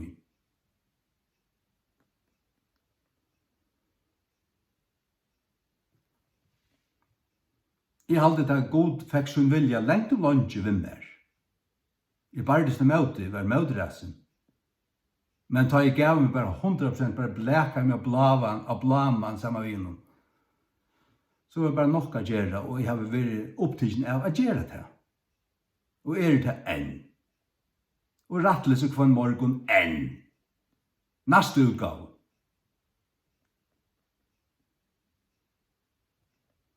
Ikke ordentlig hver morgen, men for så mye av morgen, så det kvalitet nesten 4.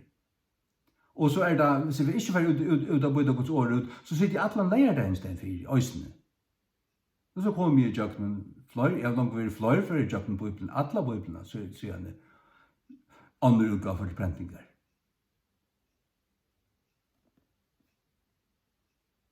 En del av den sviga profeter, så.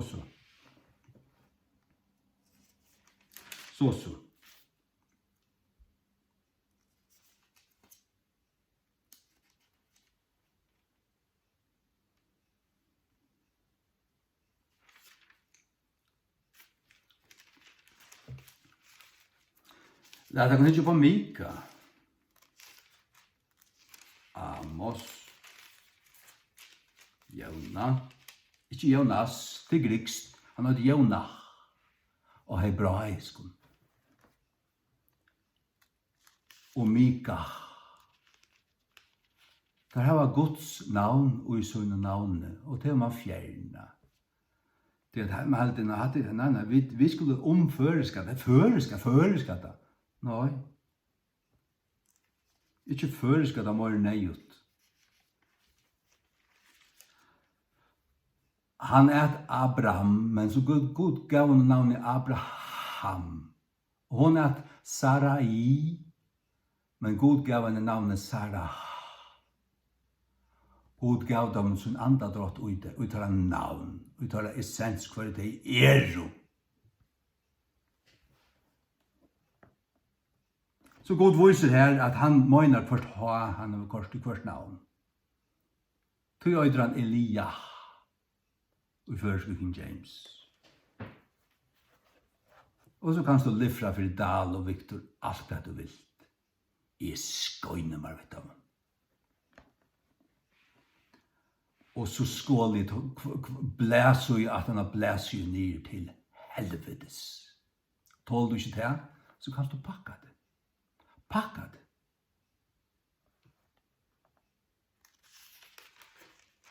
Så elskar du ikke Guds ord. Det skal du gjeras vel og gjera. Eller kan du pakka det fra munnen anledd og ikke vise det for munnen anledd i atter.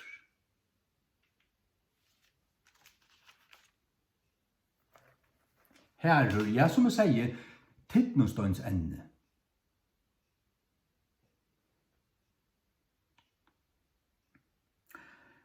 Mika 3:8.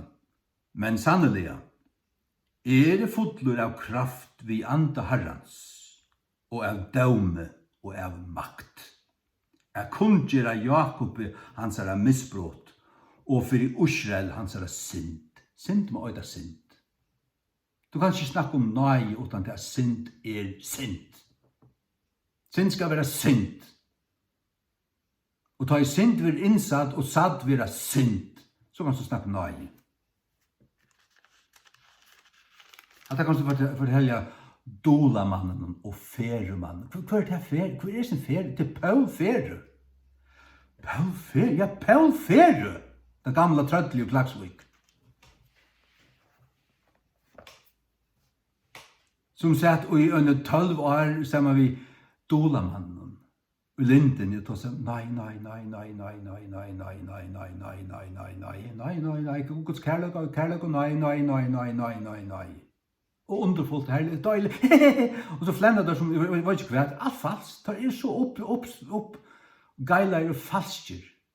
Jeg slagte for dem, det var ikke nær, fikk sånn tutsi, jeg sa det for tjøkkene, orsker ikke høre på dem her. Fikk spudjande vannfyrte kun. Holdt ærlig altså. Det er ikke skilja Guds høylalega og skilja Guds øtta og skilja at en av fleste en satansliken, så kunne du pakka det. En av fleste en satansliken, som en for babsa lort enn du i fyrring kan svalja og spudja opp.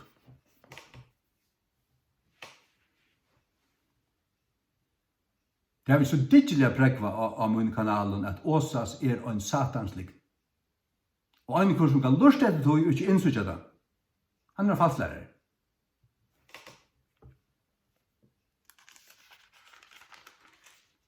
Det tar ikke Jesu ord for fullt. Hvis vi ikke innsutja det. At en grøn kan være oi vundtrænen, men passar han ikke passe, så fallnar han og dør. Og vingars mævren kommer, og han teker der, og han tar savnar og brentar.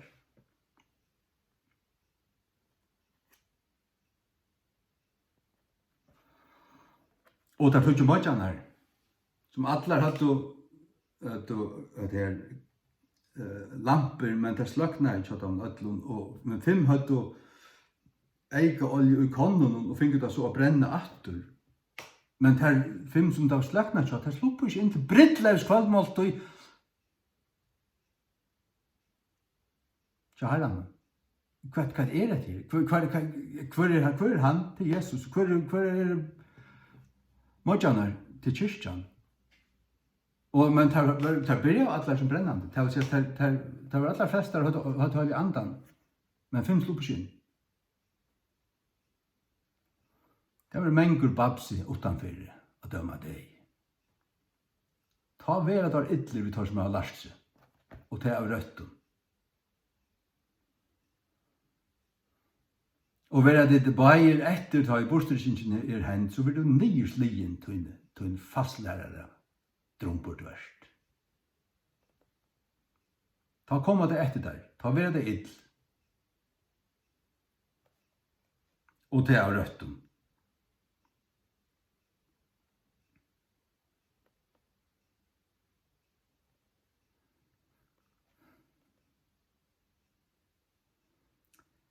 Mika 6:8. Han har sunt her og mævur hva det godt. Og hva krever Herren av ter utan at inna rattlatligane? Hva det her inna rattlatligane? Skil du nekka? Hva det at inna? Det fremja eller gjerra. Hva det rattlatligane? Det hvordan du skal inna.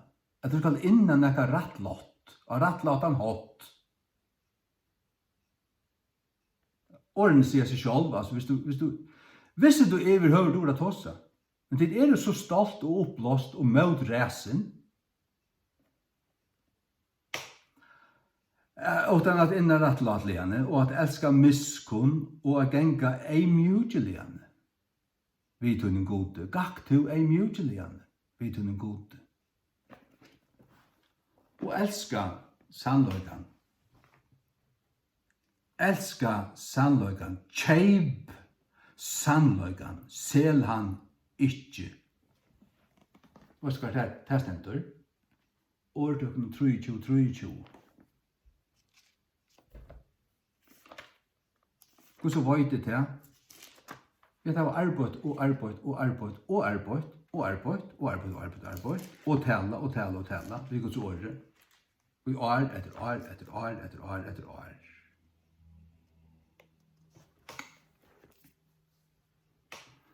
Svika profeter, be for meg, spær til i år. For du heldur å be for bispe, eller for deg sjåvar. Hvis du ber for meg, så kan du be av god varvøyde at det er kraften du giver meg, og at de har økjast. God nøye til hvis hun økjast. Det er kraft jeg finner, han har ikke finnet fra Satan, hun er ikke hætur og borstløyke og hold og kvett, søren var det. Jeg har det her inne. Og om vi kan så sige, så har vi en ring av kraft om høtte, og en hjelm av leksthet om et høtt. Som vaknar hver for jeg vakner, og har vi bygjende løte, så kyntes det. Så føler jeg det om høtte. Atlastan. Atlastan. Nier til her, nier om her. Atlastan av høtten, utan av høtten.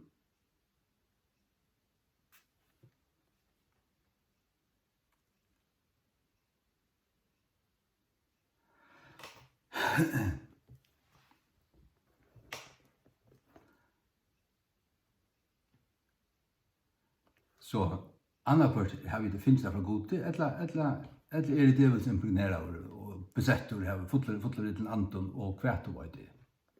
Take your pick. Jeg er ikke interessert, jeg vet ikke hva du helter en gang, jeg var bedre. Jeg vet hva jeg har vi å gjøre, til meg nok. Annarkvart lurer det etter meg, eller lett å være. Mange er de som har lurt etter meg siden juli 2015 da jeg fikk mine iPhone og begynte å gjøre video. Det første videoen jeg gjør det til anti-sodomstund nummer 8, nummer 2. Nummer 6 er vi finner 12.000 views. Hva stod det? Jeg sier sannlig helt greffelig. Men jeg sier, vet jeg hva greffen nå? Støven er så alvorlig. Vi må til fært, vi må til god, vi må til sannløygan. Vi må til at dette folk ikke kallar seg Kristi. Men jeg gikk ikke om og ferdig halta vesen her. Og en av tryggvande folk vet ikke bedre. Jeg skulle så høre det. Det skal altså ha funnet øyn med av Jesus som ratter, som har sagt om en sannløygan utvige. De skulle høre det. Og det er hørste. Så mye nekv. Jeg må vite jeg har finnet 600.000 views.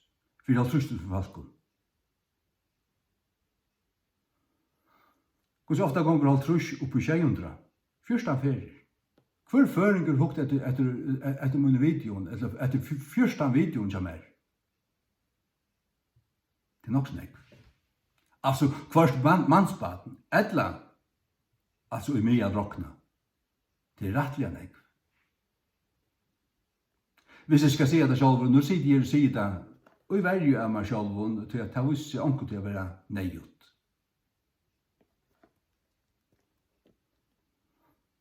Ordekjene 23. Kjeip sannløygan og sel han ikkje. Øysene visdom og løybøyning og skil. Som vi sier, velvilden fegnast og i sannløygan, ikkje misgjør. De som fegnast vi framsaknar av flatsjonen og Sprott Bank og Svart Samuelsen og hava frakt og Jekvan Devilshøtt Frøyriksson og Meinhard Svartalui og Theodor Eli Nosshøtt Olsen og Anne Jesse Mette Bell og allen øren satans lorste.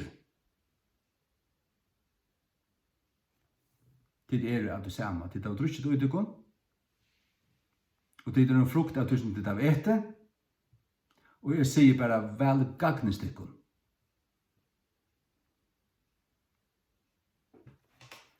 Og øsni hun sjálv. Armgar ark. Yeah. Yeah.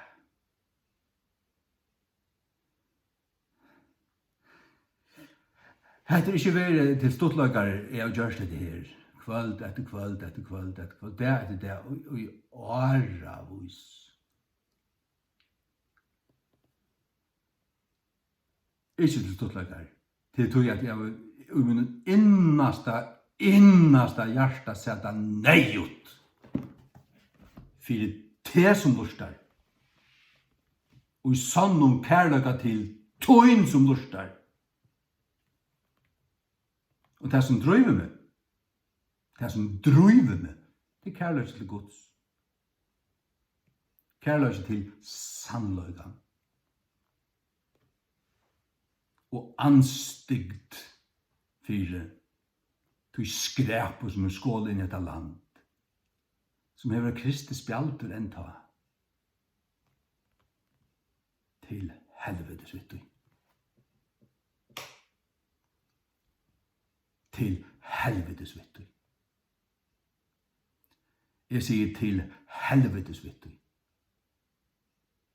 Guds eld om han er vittu. Hvordan kan du si til han? Han kommer om han er vittu. Halda det virkelig til at de slipper undan god dømte Sodom og Gomorra. Og han sier, ta jeg gjør det til at ta sett deg fram som en fyrdom, for det som 17 tøyne fra livet er godlige, ta gjør det nå. Og ta ber det ikke fyr. Nei, ber vi sjura. Ja. Så. God sier det her. Lukasen, hva hendte da? Det god dømte, så da kom svavelsøn og regna i nyra himne. God har løst svavel ut ur kvalvilden. Og til landet her. Det brottene, det dotter nyra hjørne. Bønt nyra Sodom og Gomorra. Og jeg vil svie kvann Sodom og løst enda her. Og alt det folk som er frakt ut i. Lot og døtrans at tvær blir halet ut av ønglen. Det er det som kommer henta, god kommer halet teg ut som er hans av sonnen. Borster gjerne, bant og arn til blå bomba i sundur og saman. Og tvart og i helvete. Det slipper ikke undan helvetes døme. Det som har fragt i oss nær. Du er ikke Guds bat hvis du er fragt i. Flaggar øynen og øvlasøkko. Det er bare å fortelle deg. Du kan kalla det prest.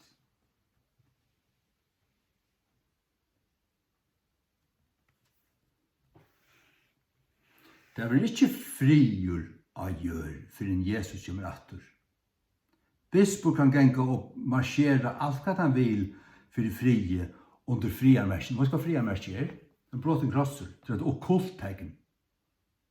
Granska røtene av det. Det er en stamma sånn her, og så er det et sårt merke her nere. Det er en krossor som er bråten, og så er han her nere. Det er en vivende krossor som er bråten.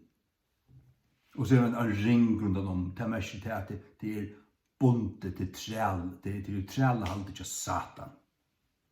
De kunne marsjere alt hva det vilja for frie. Det det som halda vi reivarøye og fosterdrap, det Satans bøtt. Det Ekman Fredriksson Øysten. Og det sier jeg utan å belunka vi til vøyta. Jeg vøyt hvor godsbaten for ikke er. Ekman Fredriksson Satans baten. Respekt, anstikt. Altså, her er ingen respekt, han respekten som kunne være, hun koppa vei, hun minus, hun anstikt.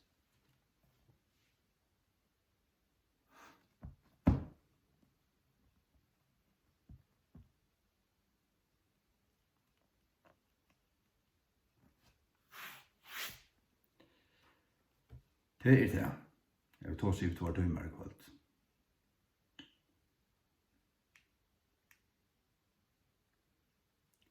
Tan lustar som vil, og tan letur vera som vil. 100 views, 5.000 views, 90 views, 30 views, 13 views, 3 views. Det er opp til tøyen. Jeg bodger meg ikke for nøkron, jeg slår ikke ångan. Jeg bodger meg ikke for nøkron, jeg brøyder meg ikke for nøkron. Kan jeg bare fortelle deg. Det kan du vite. Her stand jeg. Her kommer jeg alltid å standa. Gjør så vel.